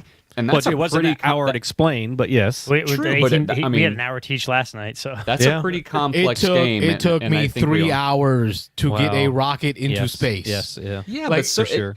Well, it took me it 3 pretty hours much and it went blew up like, immediately. Yeah, like the SpaceX rocket last better week. than the SpaceX rocket. Blew up. But to your point, Michael, I do agree that after the hour explanation, I felt I knew pretty much Exactly. what I was doing. I could run my turn without pretty much any help. Dan was still Right. helping out a little bit, but after the hour explanation, I felt like, okay, I've got 90% And that's of this. well into the fours as far Yep. as complexity. All right, Robert, I'm going to ask because a lot of folks aren't going to jump into the 18XX. Now, Yeah. the Whistle Stop is one of my Oh, yeah. a game that I enjoy. Mm-hmm. It's not going to make my top 20, but it did give me some feels of laying down tracks, Mm-hmm. routes, picking up resources, delivering them for money, buying stock in Yeah. companies, Yeah. right? Not owning the trains, but buying stock in companies. Would you still recommend Whistle Junction to someone that wants to do an 18XX? Or is this not even It's any a flavor? it's a whole different animal. I mean, it might give you a little bit of the feels. I mean, but complexity wise, this is a 2 versus a 4. I mean, it's I a think whole. it's Whistle Stop, Age of Steam, 18XX. Could be, yeah. This would be your welcoming I like trains. version. Yes, I like trains. I like I like laying down some trains. track. would like games like Acquire give you like the stock market type games would give you some of the also background. Like Lizard Wizard. I haven't played Lizard Wizard yet, but just from what I understand with stock manipulation trading, I can't remember the name of it. There was a game I played in St. Louis at the Design Day, the Stonemeyer Design Day out there that a guy had done that was a stock trading game, but it was with cats, and it was pretty cute. But yeah, I gotta play Union Pacific with you, Carlos. I think you would love that because you're laying trains, you're building tracks, right? You're building across America, you're doing some stock stuff, but it's not nearly as complex as the 18XX. stuff. That would probably be more my wheelhouse. I think you would Yeah. like that game. Yeah, 18X. It's approachable and something I can Pretty do heavy. again. Unless Craig wants to fly down to Florida and teach me how to play. And we did. I just want to all this, and again, I don't want to beat the dead horse here or whatever, but we did play online, and Nick briefly mentioned that maybe having the components in hand, playing on a table, you could probably pick it up easier. So there's like 8 different tabs on the thing we were doing, and so I had just my little phone with a little tiny screen showing what Nick was doing. So Nick was like, "Hey, you see this?" And he was trying to click on that, and I'm trying to click on the tab on my computer screen to try to catch up with them to find stuff. So there was a lot of clicking around and See, that would make it even harder. yeah. Yeah, the digital aspect. You don't have everything on one screen. Yeah. Going to the professional here, Craig says, "Ride the Rails" from Capstone is There a you go. good That's a good one. And he baby mentions step. Irish Gauge. That Irish Gauge I've heard a lot about, but That's a would be newer good one, isn't it? Yeah, Irish that's, Gauge? Came out about last a year year and a too. half, 2 years. Is that yeah. a solo only? No. No, that's not No. the one I'm thinking of. It's another slightly ugly game. Yes. Right up Wayne's wheelhouse. Yeah, ugly So, games. Yeah. Come on now. But Irish Gauge I've heard is a good stepping stone maybe to 18XX. Yep. Yeah, that's a good one. You also Beans and mentioned Dice Power Grid West. Beans and Dice West, got any topics for us out there? there. No, I got Isofarian Guard in. So Oh, you I'm mentioned that a trying few to- times. Nice.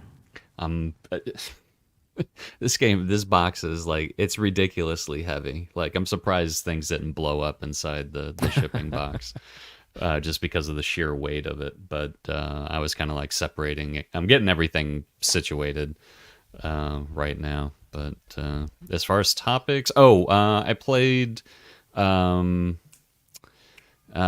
Detective I hear a cat somewhere. It's our cat. That's our cat. Shut up! Detective City of Angels is what I played this weekend. I want to try that Oh, one. that's a good one. And it was the first time I was the chisel. Ah, nice. And when you're so Detective City of Angels, it's you have like one person that's the chisel that kind of is giving out the information. Kind of like there's two ways you can play the chisel. You can either be kind of like the GM, and you're kind of making it enjoyable for everybody else, like the detectives at the table. They're trying to solve a crime or, whatever it may be. There's different scenarios. Or you can be the chisel where you're really trying to make the detectives lose, because if they lose, then you win. But I was at a friend's house, and you really need to know the scenario and how to play the chisel to do it right. And the first few rounds, man, I was fumbling through it because I had played that scenario a couple of times already, but just knowing how to handle the chisel, and it didn't start out so well, but by the end of it, I mean, everybody really had a great time, and they wanted to reset it and play the second scenario. We just didn't have the time for it, but Yeah, good game. You and Dan taught. You were on that. Yeah, I Carlos, was there. Dan, Carlos, and yeah. Dan was the chisel. yeah, Jan was the chisel. Yeah. The chisel you got to prepare ahead of time. So I hope You're you, like the DM, Yeah, but your goal Yeah. is to kill the party. Pretty, This is kind of like the video, like LA Noire. It's very like yeah, it's You're not very trying to- noir. not trying Yeah. to kill the party. You're trying to run the game and have fun. I love the interrogation aspect mechanism of the game. Based on what you And ask, you're gonna get different answers.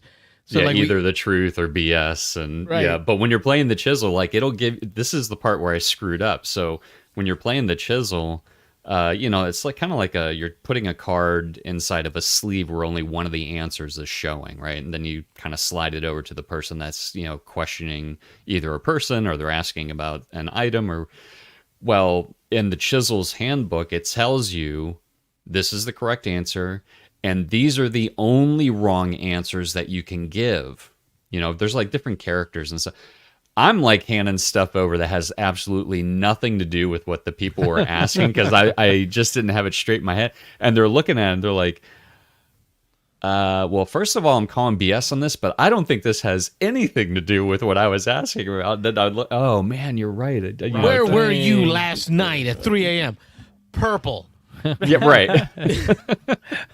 That's how bad it was. But again, everybody by the end, and it was really cool because people were like, "Oh man, I really know who I know who it is," and because you have to know who the person is, what weapon, and then what the motive was. And it was kind of cool to see like people submit their answers, and you're looking at it, you're like, "Nope, that's wrong," and you kind of like write how many things they have right and just hand it back to them without saying anything. But yeah, playing it again, and it was. I think we were talking about this in the chat, but maybe it was Dice Tower. Oh, it was Escape Winner 21, 22. Yeah, 21. It had to have been 21, right? Or no, 22. I don't know. I thought it was years, but it ended up being less than 2 years. But this game came out in 2019, so it's got to be post 2019. yeah, it was just it brought back a lot of good memories, and I really am looking forward to bringing this back out to the table, especially with that group. Since So it's they're kind of looking like forward to it. Fury of Dracula, where really the first time, like the Dracula player should be the experienced player. Like the chisel should yeah. be somebody that knows the Agreed. game. And you want to know that particular case if you can. So you actually want to have somebody who's played that scenario. Right. As a player. Yeah, the base game comes with, I don't know, was it 10, 11 scenarios? Or 6 or 7. Or is it There's 6 or 7? 2 Okay. expansions out Oh, that okay, maybe added that's like something. I think 4 or 5 cases each or something like that. So Gotcha. But yeah, you want somebody who's played this scenario and knows where it's going to go, because that makes it the most fun. The chisel is playing the game as well. If I remember, the chisel can win Correct. or lose.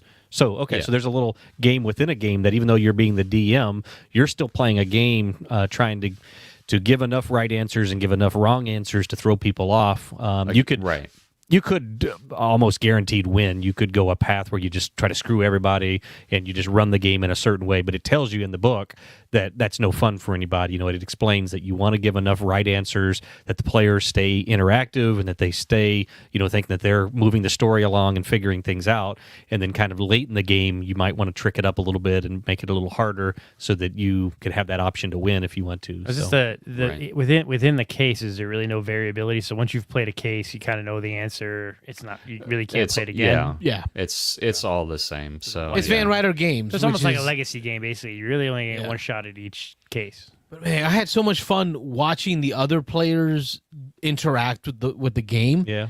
So like I'd see Rob go up to the casino, and then he'd be like, ask some questions, get a card back from Dan, read it, and then he go, and then he'd take off to a different direction. I'm like, I wonder what he learned.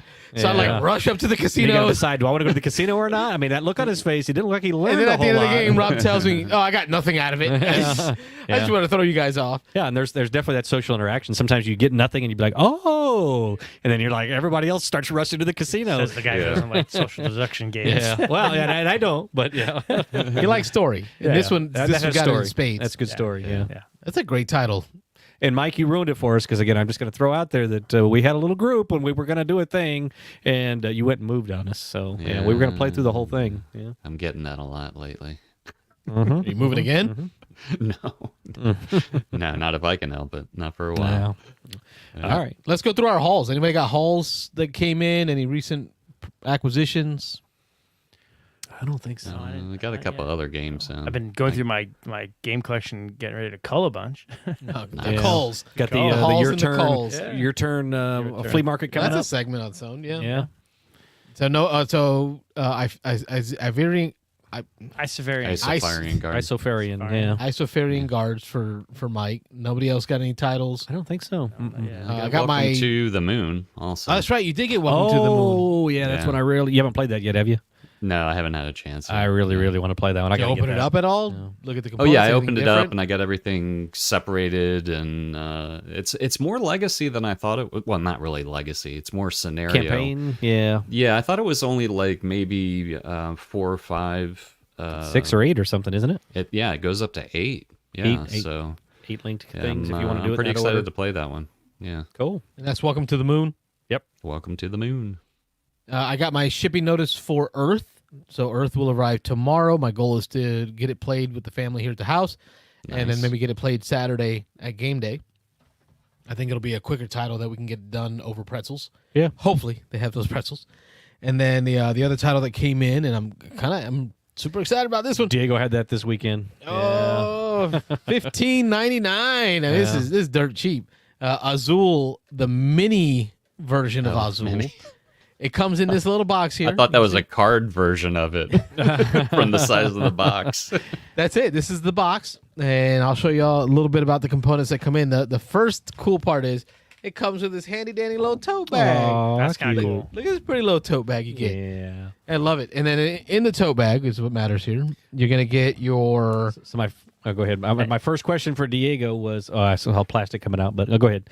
all the chips are now smaller. All the tiles are smaller, Little tiny starbursts. and they're recessed. They have like a little Dimple. yeah, like a hemispherical dimple on it. Hemispherical. Like a Dodge Hemi. Wow. Like a Dodge Hemi. That's a word I haven't heard. But It's like a Hemi. hemispherical. It's a Hemi, baby.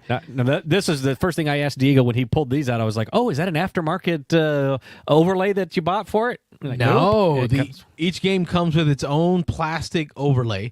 You still get both sides. So there's a card, laminated card, with the blank side and then with flip it the over. basic side. Yep. And you just flip it over depending on which version you want to play. But it comes with a track on it. So the track keep your Well, score. that's slick.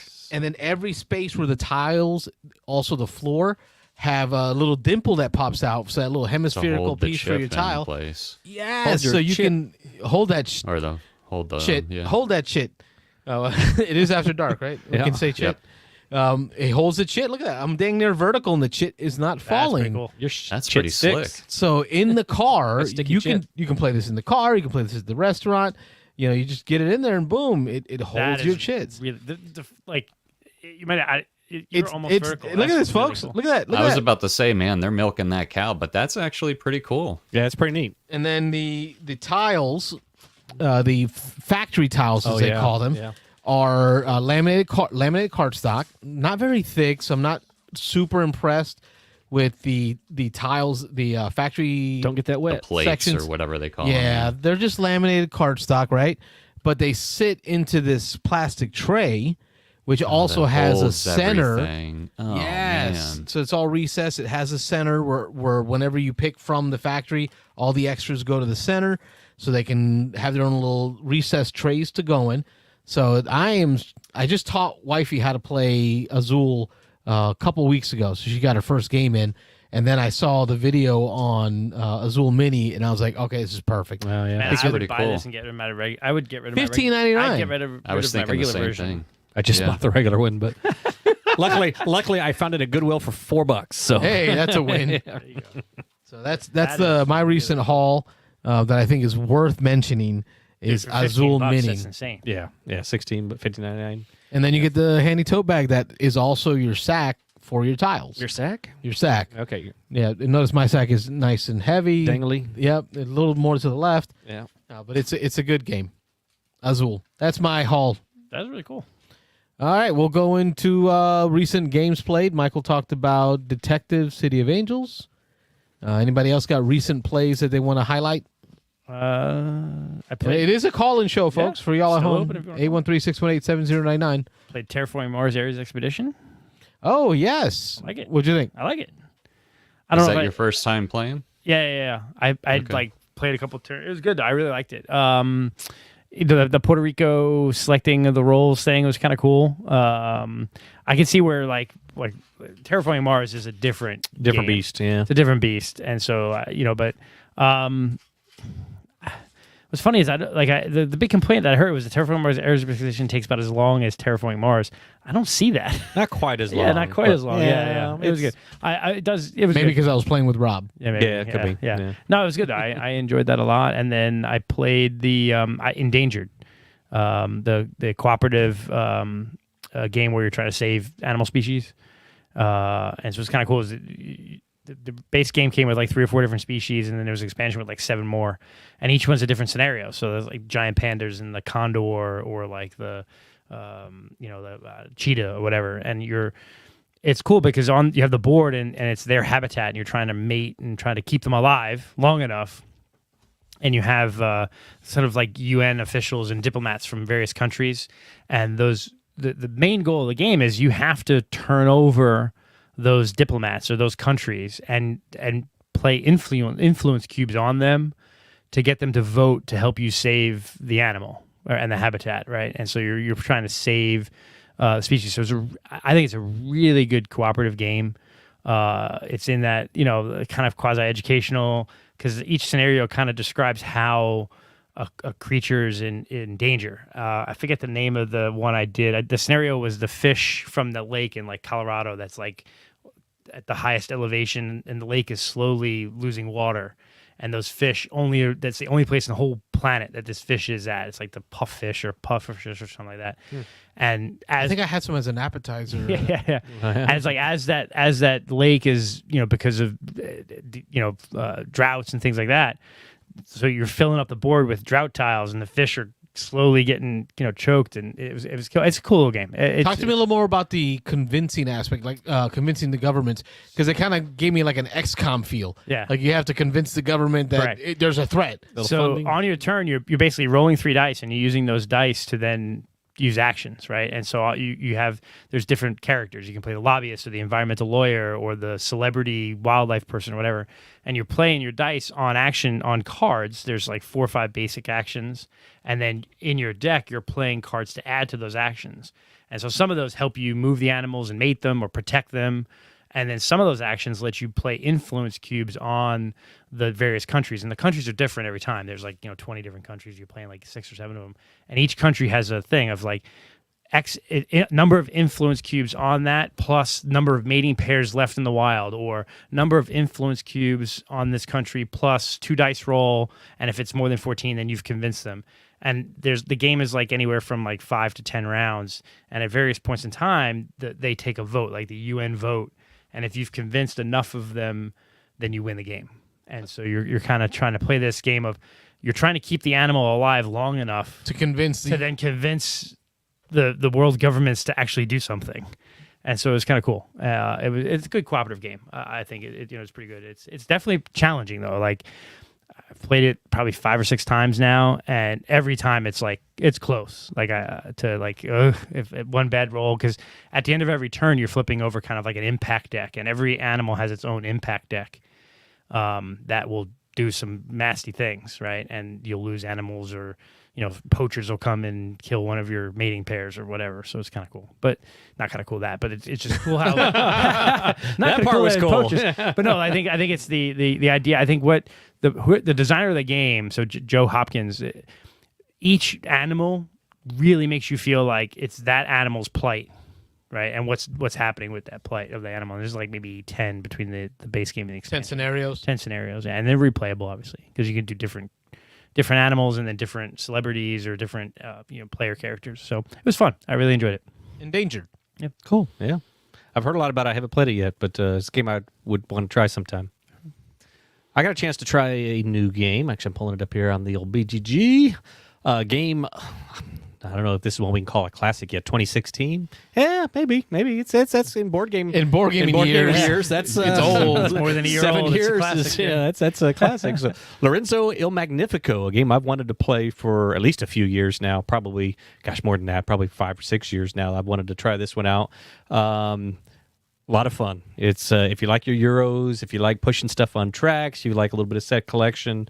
This is a good game. So I'm glad I finally got a chance to play it. Definitely one of those that after I played it the first time, I was like, oh, okay, want to reset it. Let's do it again. It's simple enough.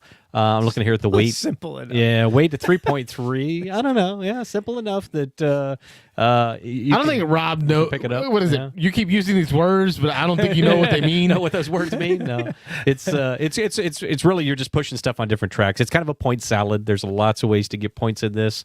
So you just kind of choose one of the ways you want to go. I'd say there's probably 5. There's basically it's kind of card collection, set collection kind of things. You're running an engine. So Carlos might like the engine building part of it, but you're drafting stuff off of a main board. You're putting it on your board. You get points for a lot of different things on your board. Again, you can have up to, I think, 1, 2, 3, 4, 5. It looks like 6 here from these boards of each color card. So you can have up to 6 yellows. The yellows all run part of a yellow engine. The greens all are a production engine. So when you trigger, if you take the green action, you can trigger all the cards that you've got in the green area. The blues and the purples. Purple's all in-game scoring, but you can collect up to 6 in-game scoring cards. But you're basically, there's whoever's first player rolls these dice and puts them on. Everybody has a little cylinder. Actually, probably could scroll through this while I'm talking, but everybody has a cylinder of each of the colors. And so you're using the cylinder, relating that to the number that was rolled. So if the orange dice is a 4, I can use my 4 cylinder to put on the main board to trigger an action at the 4 level. And sometimes it's do the thing 4 times. Sometimes it's take a level 4 card that's in these little towers at the top that are up there.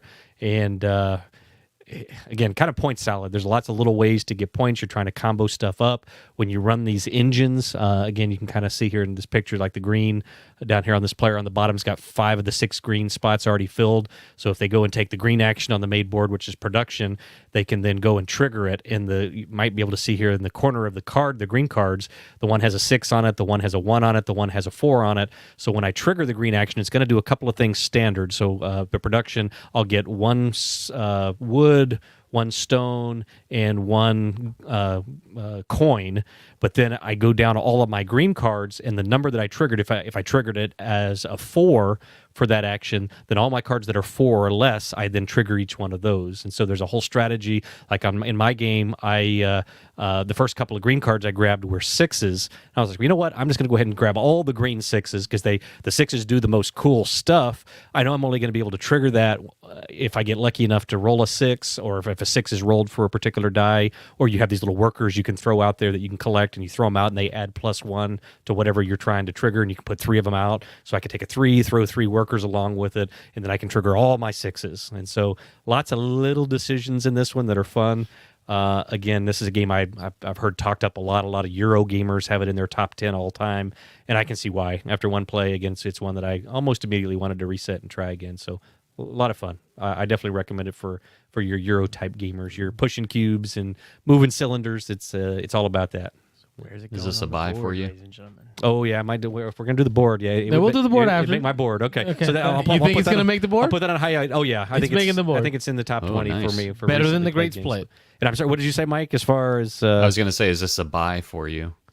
for a Euro gamer, I think it's a buy. I think it's if you like those Euro games, if you like pushing cubes and a little bit of set collection, a little bit of running your engine, I think it's pretty close to an automatic buy. Maybe a try if you're not 100% on it, but I think Carlos would like it. I think you'd like the engine building part, getting those cards. It's got dice in it. You're rolling dice, even though it's just 3 dice, but and everybody's triggering off the same set of die. But it's a lot of fun. But yeah. Nice. So, Oh, so everybody triggers off the same set of dice. Yes. So it's Nice. yeah. So all three, all. So your dice rolls can't make you play better than my dice rolls. We all share. Right. So you're just deciding how to use that green 4 or how to use that orange 3. So kind of deciding. There's a little bit of a race, especially on these cards that are in the towers. There's a little bit of a race to place in to grab the card because there's a level 1, there's a level 3, a 1, 3, a 5, and a 7. So the 7 you can't do unless you use a worker because you'd have to have a 6 and 1 worker or a 5 and 2 workers. But and the cards just come out kind of randomly. So it's a little bit of a race on grabbing those cards and putting them out. So a lot of fun. Nice. Lorenzo Il Magnifico. That's a good one. I had one other that I played. Probably the best Lorenzo I know. Yeah. No Mike Hey, Lorenzo. now. And the other one I got to play, I guess let me throw that in there while I'm on it, and I'll make this a little shorter. But I've played for the first time. I'm pulling it up here. Raw. I believe this was a copy. Kickstarter version. Diego, just acquired. I want to say that he. I don't remember if he just got it or whatever, but this is the new version. The upgraded had the big chunky bits, the extra thick. Fake light. Yeah. I think they're wood, but it's big, thick wooden tiles and pieces to it. And this one is Raw is another game. Knizia. Yeah, Knizia game. So it's kind of a classic now. It's one of Knizia's better games from what I understand, The Good Doctor. But this is very... I would say very light. I know Carlos doesn't like when I use these words, light. But this one's, it's all about, it's bidding. So you've got these 3 bidding tiles. You can see here in this big picture, like on the player on the bottom has the 9 and the 4. The player across the way there has a 13 and a 3. You actually have 3 of them. But each player starts with 3. They're staggered, so the board tells you which ones each person gets, depending on the number of players in the game. If I remember, this goes up to 5 players, so it's kind of nice that it's one more than your standard 4-player game. But it's all about bidding. You're drawing these tiles out of a bag, and you're placing them one at a time. It's a push your luck, but it's around the table. So I draw one tile, put it out, and then I pass the bag to Carlos. Carlos can decide to either draw another one and put it out into the stack, and they start adding up, or he can invoke Ra, which invoking Ra starts the bidding phase. And so each person, it's a one-time bid, so starting with the person to the left of the person who started the bidding. So if Carlos invokes Ra and starts the bidding, the person to the left of him goes first. And at the beginning, each person has these 3 face-up numbered tiles, and they can pick one of their tiles if they choose, or they can pass. They can pick one of the tiles and put it out as their bid. Then the next person has to either beat that bid or pass, and it goes one time around the table. So if Carlos invoked Ra, he gets the last shot at it. So he can see what everybody else has done, and if somebody hasn't bid higher than his highest tile, then he can choose to go in for it. When you do, it starts with a 1 tile. There's 1 extra that's in the middle. So whoever you trade your tile that you bid for the tile that's in the middle. So if I bid my 16, which is the highest number, and the 1 is the middle tile, I swap my 1 for the 16. I take the 1, I put it face down. I can't use the 1 again that round. So then I have 2 tiles left that I can keep bidding, and then we keep going until either everybody's run out of their tiles, or there's a countdown track that if I'm not sure what the terminology is, but if it counts all the way down to 0, it ends. I forget what the omens or whatever come out. But what's interesting, what's good about it is Knizia there's basically 3 big bidding games that he has, right? And they're all closed economy, so everyone knows how many are out there, and that's what's crazy. Is like, I bid my 16, and I don't want to bid the. I really want the 8 tiles here, because they will help me score a ton of points. But if I bid the 16 and win it, I'm going to take a 1. So next round, I know that I'm going to have the lowest possible bid on one of my 3 tiles. And so you only ever have 3 tiles to bid with. and it's just that numbers are gonna keep rotating around. So there's a strategy to try to, like, sometimes you want to lose a bid, or sometimes you want to win a crappy bid so that you can grab the 16 or the 14 or the bigger tile numbers, so that go into the next round I've got, you know, the 12, the 14, and the 16. So I know that I've got 3 of the top bidders. So it's that's the strategy of it. It's how you bid and where you go to win. It kind of gives me the feels of like a 12 chip trick. Yeah, a little bit. Where you're wanting to lose certain tricks to win the power of, or win certain tricks to win the power of that chip. More than the scoring. More than the scoring tiles, aspect of it. Like I just want the power to be able to play that chip. It's Ra, and then there's Medici, and then there's Drum Fabric, Dream Factory, Hollywood Blockbuster has been renamed like 4 different times. Those are his 3 kind of blind or open information bidding games, but closed economy. Yeah, and one of the cool things of this Pressure Luck, I just pulled up this is the deluxe version, the newer version that Diego had, is you can go up, you can pressure luck up to 8 times. Those little columns there, you'll see there's a little indentation. So as you pull them, you kind of fit the round part of the tile that you draw into one of those indentations. So there's a whole strategy, and I'm the one who caught on to it first. Most of the people that were playing in the 5-player game we played the other night hadn't played this before. I think maybe Diego was the only one who had played it. And I caught on pretty quick that sometimes I want to invoke Raw with just 1 or 2 tiles out there, because I just want to make other people decide whether that one tile is worth bidding on, and then I have no intention on bidding on it. It kind of wastes my turn because I don't get to draw a tile and put it out there. But I just call a bid just because I know somebody's going to waste one of their bid tokens. If no one bids, they just keep going. It's done. Yeah, then it's.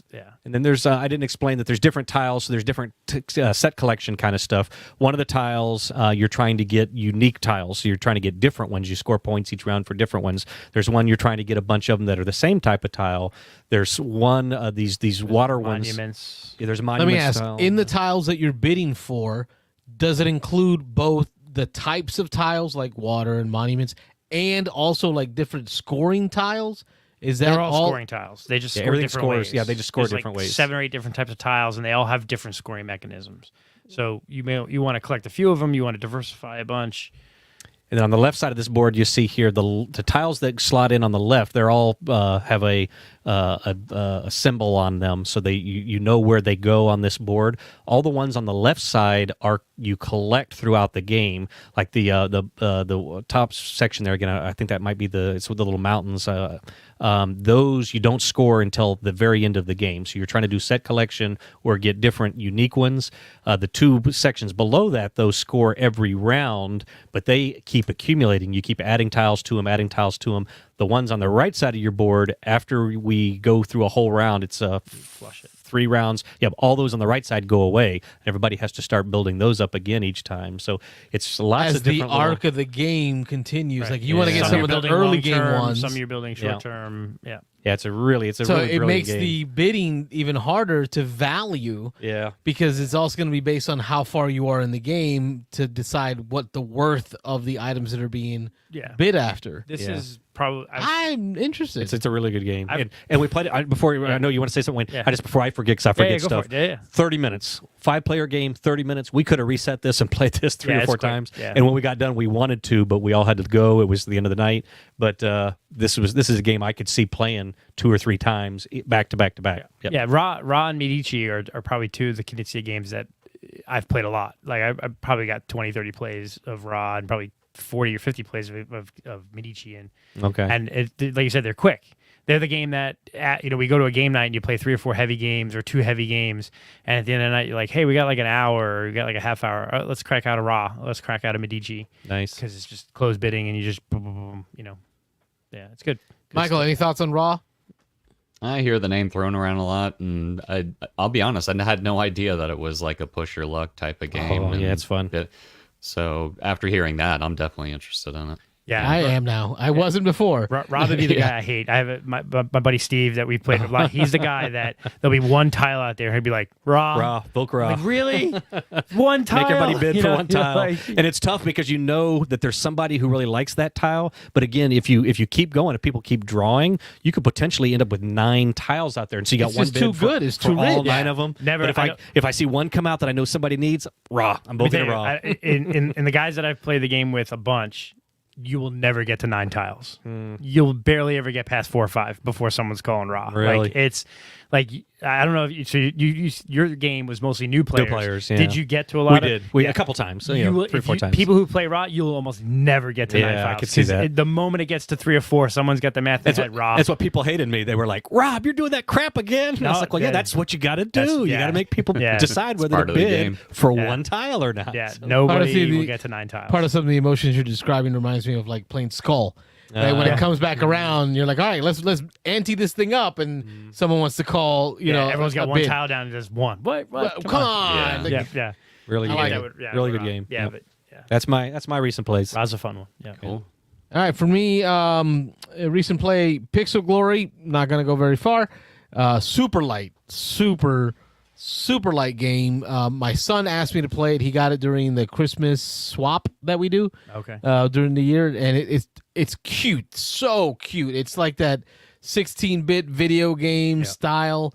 Boss monster. Yes, Pixel like a Glory. boss monster, like a Nintendo Zelda-ish feeling, and it's a lot of cute little flavor text involved in the game. But at the end of the day, like it's got 2 phases, and in one you're playing the role of a wizard, and you're fighting for fame. You're both. It reminds me of Smirk and Dagger's Cutthroat Caverns. If anybody's played in some of these older games like me. Cutthroat Caverns, in this game as well, you're going into like a dungeon, you're fighting monsters, but only the last person to strike the monster down is going to get the experience points or the fame for killing the monster.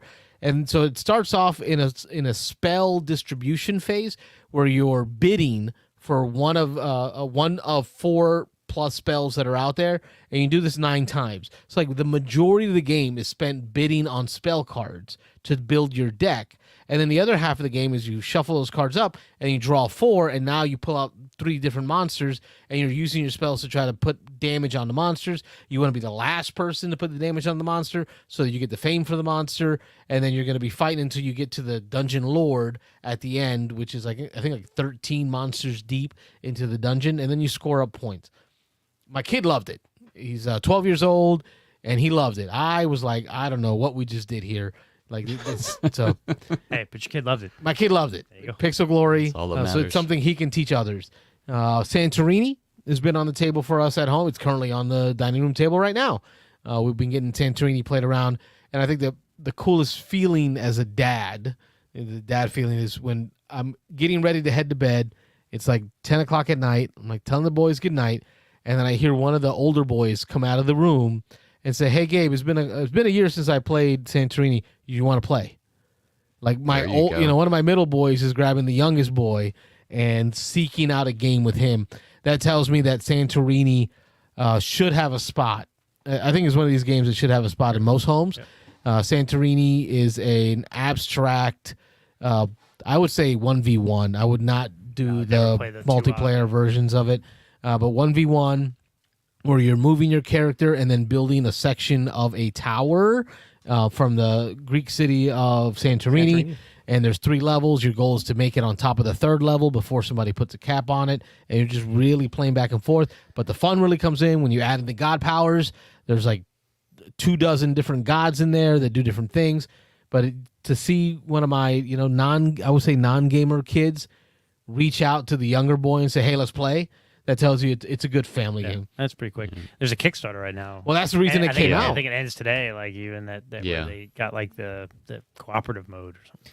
It's a fun game. I got the New York version as a Christmas gift a couple years ago, and I've never even taken the shrink off of it. I need to try that one sometime. The New York version? Yeah, Yeah, it wasn't. it didn't hit very Didn't good. hit very good. Yeah, it wasn't very popular, but For me, it came out because of the Kickstarter. All the talk about the videos of the Kickstarter and all that, it got me with desiring to play Wanna it. play it again. Came back out. I got the original Kickstarter version from 5-6 years ago. It's pretty. It's nice. Even the retail version that I have is pretty because Yeah. it's full 3D with an island floating up in the air. I think it is. It's very pretty. yeah. That was Santorini.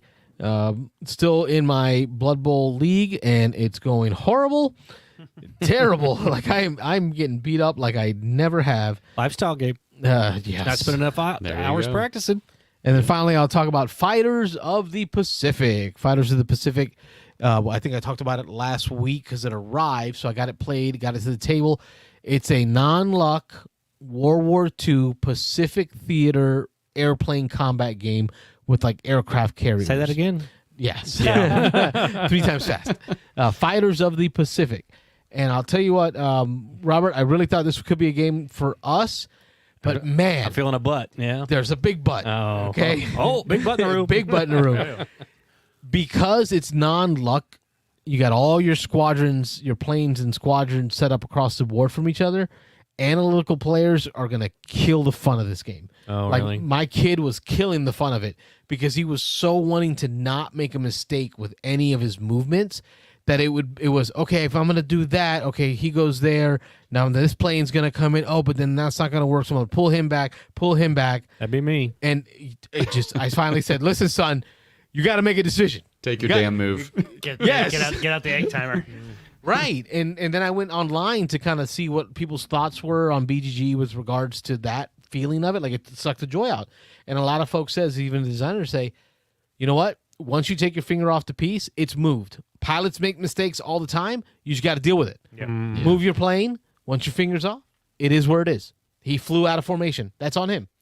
And it really does impact the game, though, because you want to try to keep all your planes in formation because you get more ability to control the flow of the game, meaning you have initiative. So if you have less formations, like more bigger squadrons, you have less initiative value, which means you take initiative, right? Which means you can decide to pass every time it's your turn. So in like X-Wing, it allows, in other words, you get to see the other ships move before you get to move. And if they've already moved, they can't react to your fire. So if you do hit them, if you do get them in your firing arc, they can't dodge. They've already activated for the round. So initiative is huge in the game. So I think a big part of the game is going to be the egg timer, or you want, what's the phrase? If it's late, it's played, right? Sure. Like chess, once your finger's off the piece, it's done. Yeah. That's it. That's going to have to happen because otherwise we can be here all day. And I'll tell you what, it did take over 2 hours to play that first game. I know last week I said something about the Heroes of Normandy, the new Pacific game there. And so I'm wondering if that Undaunted. I'm sorry, not Heroes. Yeah, Undaunted Normandy. Undaunted over Britain. Okay, there you go. The Undaunted series. I wonder if that'll help fix that a little bit because, again, you're limited to only moving the planes of the cards that you have in your hand, as we've experienced with the other Undaunted games, that there is some limitation there. So I think there's probably a little bit of that same because you want to keep them in formation and things there. But if I just don't have the cards, I just don't have the cards. And so I think it'd make those decisions a little quicker. So, but there were a lot of fun moments because I was trying to play myself.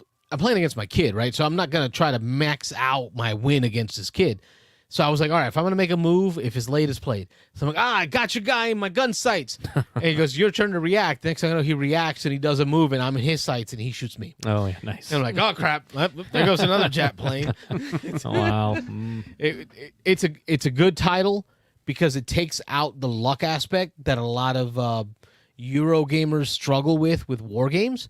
But it can be prone to analysis paralysis. If you're interested in trying a war game, this is probably going to be more of a try before you buy. But I think there's something here. Dan, from your turn, wants to play me in it, and I want to see what it's like playing, head to head against another. Against pure chaos. Chaos. Pretty much. Yes. Anyway, go. That was it for my recent plays. I got like 6 plays this Santorini. That is it. We talked about Fantastic Factories earlier in the day. So at this point, I will turn off the phone lines for the folks that didn't get in the calls in time to give us a chance to update our boards as necessary. Michael, any updates on the West Coast to your board? I think I'm going to pass on this week just to kind of... I mean, if I was going to put anything up there, it probably would have been Detective, but I'm going to hold off on that. Okay. All right, so we got a pass. No changes on my side.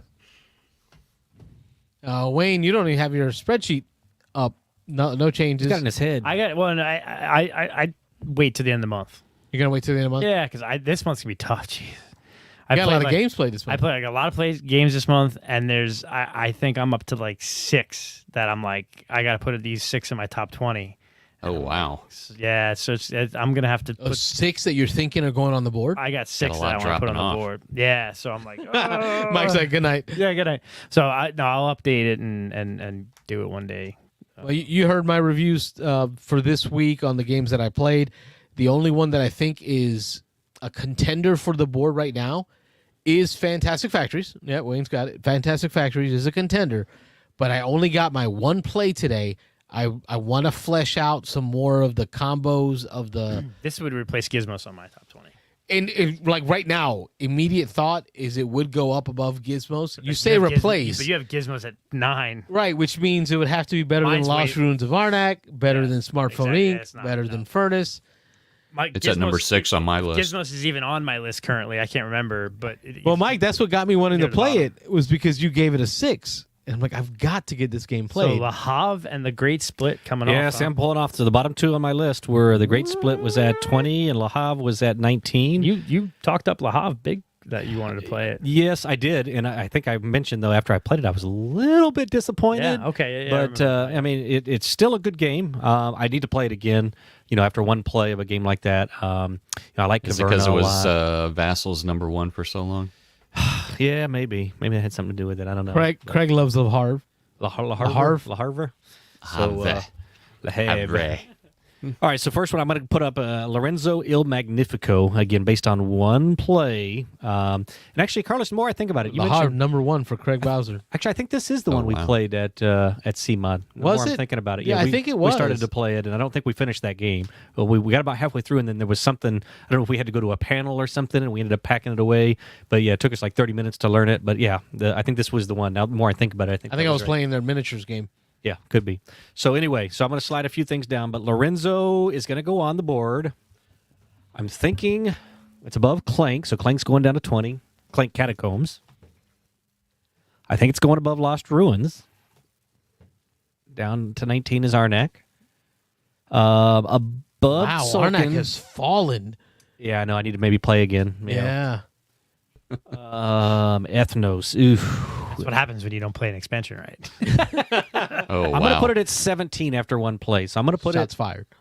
I'm going to put it above Sulkin, below Ethnos. So does this mean that Raw gets the 16 spot? That I'm thinking that might be about right. So Raw, You really had that much fun in a 30-minute game. Yeah, it was fun. Again, it was one we almost all immediately were like, "Ooh, now that we know how to play that, let's do that again." But it was the last game of the night. Y'all make fun of me for the old Yeah, boring, it's ugly good. games. And how many of them are we making your top 20 list this year? Yeah, I think Raw has definitely. I think both of these games have potential to go up with more plays. But just to get it up here pretty quick, Raw is going to take the 16. So I'm going to leave it below Ethnos. Ethnos is kind of, again, one of those old-timey, I get the nostalgia for the Ethnos because we played that a lot back in the day.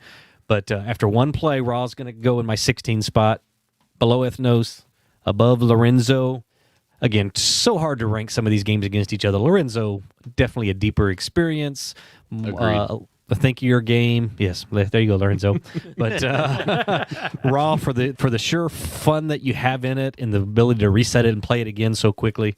Yeah, and this one, I think Raw definitely has potential to climb up there. Yeah. All right. I got a question in the comments here from Craig Bowser. First time here. What is the board? Oh, there you go. Oh. Yeah, go ahead, Carlos. The We've got a board. video on this.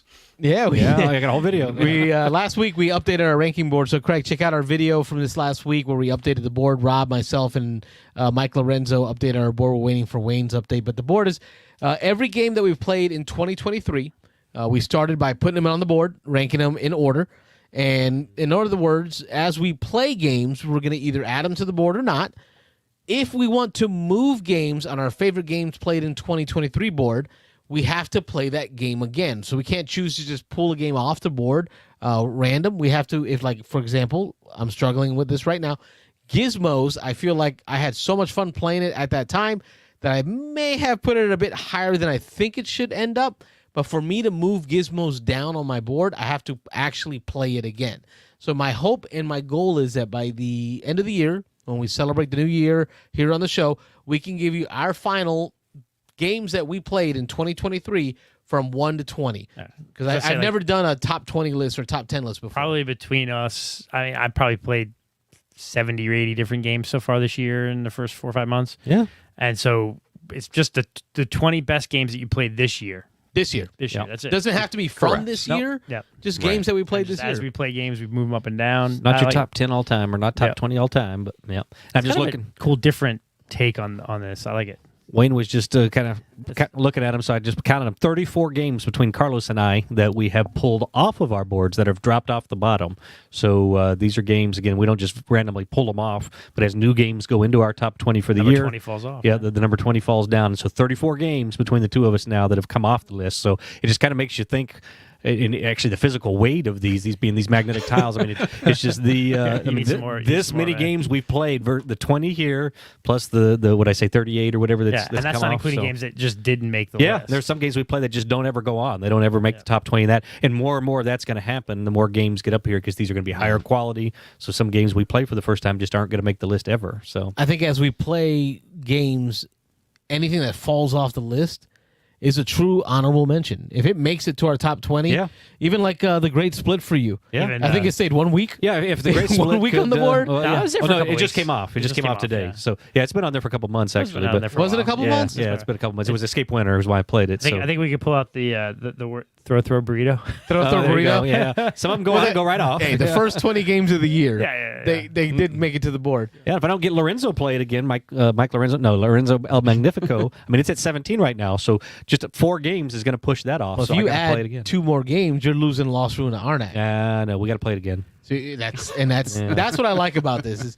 Motivates us. if we get to the end of the year and some of the games that you love aren't on this board, it's your fault for not playing it. And that's why we keep And do these. you really love it? Because these may go if back you on. don't play it. Yeah, these may go back There's on. some in there that'll go back on, I think. Yeah. Yeah, I got to look through and see. So yeah, Right now, I want to get Gizmos played to bring it down a little bit, back in line with where it should be. I want to get Fantastic Factories played to get that, I think, maybe on the board. But yeah, there's our ranking board. And that is our show for this week. Awesome. For all you folks in Tampa, we'll be at the Double Branch Brewery Saturday. Saturday. The Groves in Wesley Chapel. Noon till whenever. So we'll be there probably till at least 6 or 7, 8 o'clock. Yeah. Yep. And then I'm going to try to, like I did this week, pull some excerpts. Excerpts. Is that a word? Excerpts. Excerpts. Yeah. English is not my first language. Trademark means it nice. Off of the show. That way, for the folks that missed it, you can catch some of the highlights of what we did. Let me know what y'all think of those. If there are any topics that you enjoyed in the show, put it in the comments so I know which ones to excerpt out for people. Keep an eye on the Discord. We got the polls going up for the Dice Tower Awards and for the Golden Geek and all that good stuff. So that'll all be on there. I like I'm so glad Ron brought it up. I don't feel as pressured to get them all in. The fact that it's not going to be announced till Gen Con, we still have Dice Tower, and the library there will help us finish off some of those titles Some of those that you we really want want to play. Yeah. Definitely. like Dark Tower. All right, Mike, say goodbye to the folks at home. Hi, everybody. Good night, folks. Thanks for watching. Thanks for watching the Beans and Dice podcast. Shut up. Don't forget. Shut up.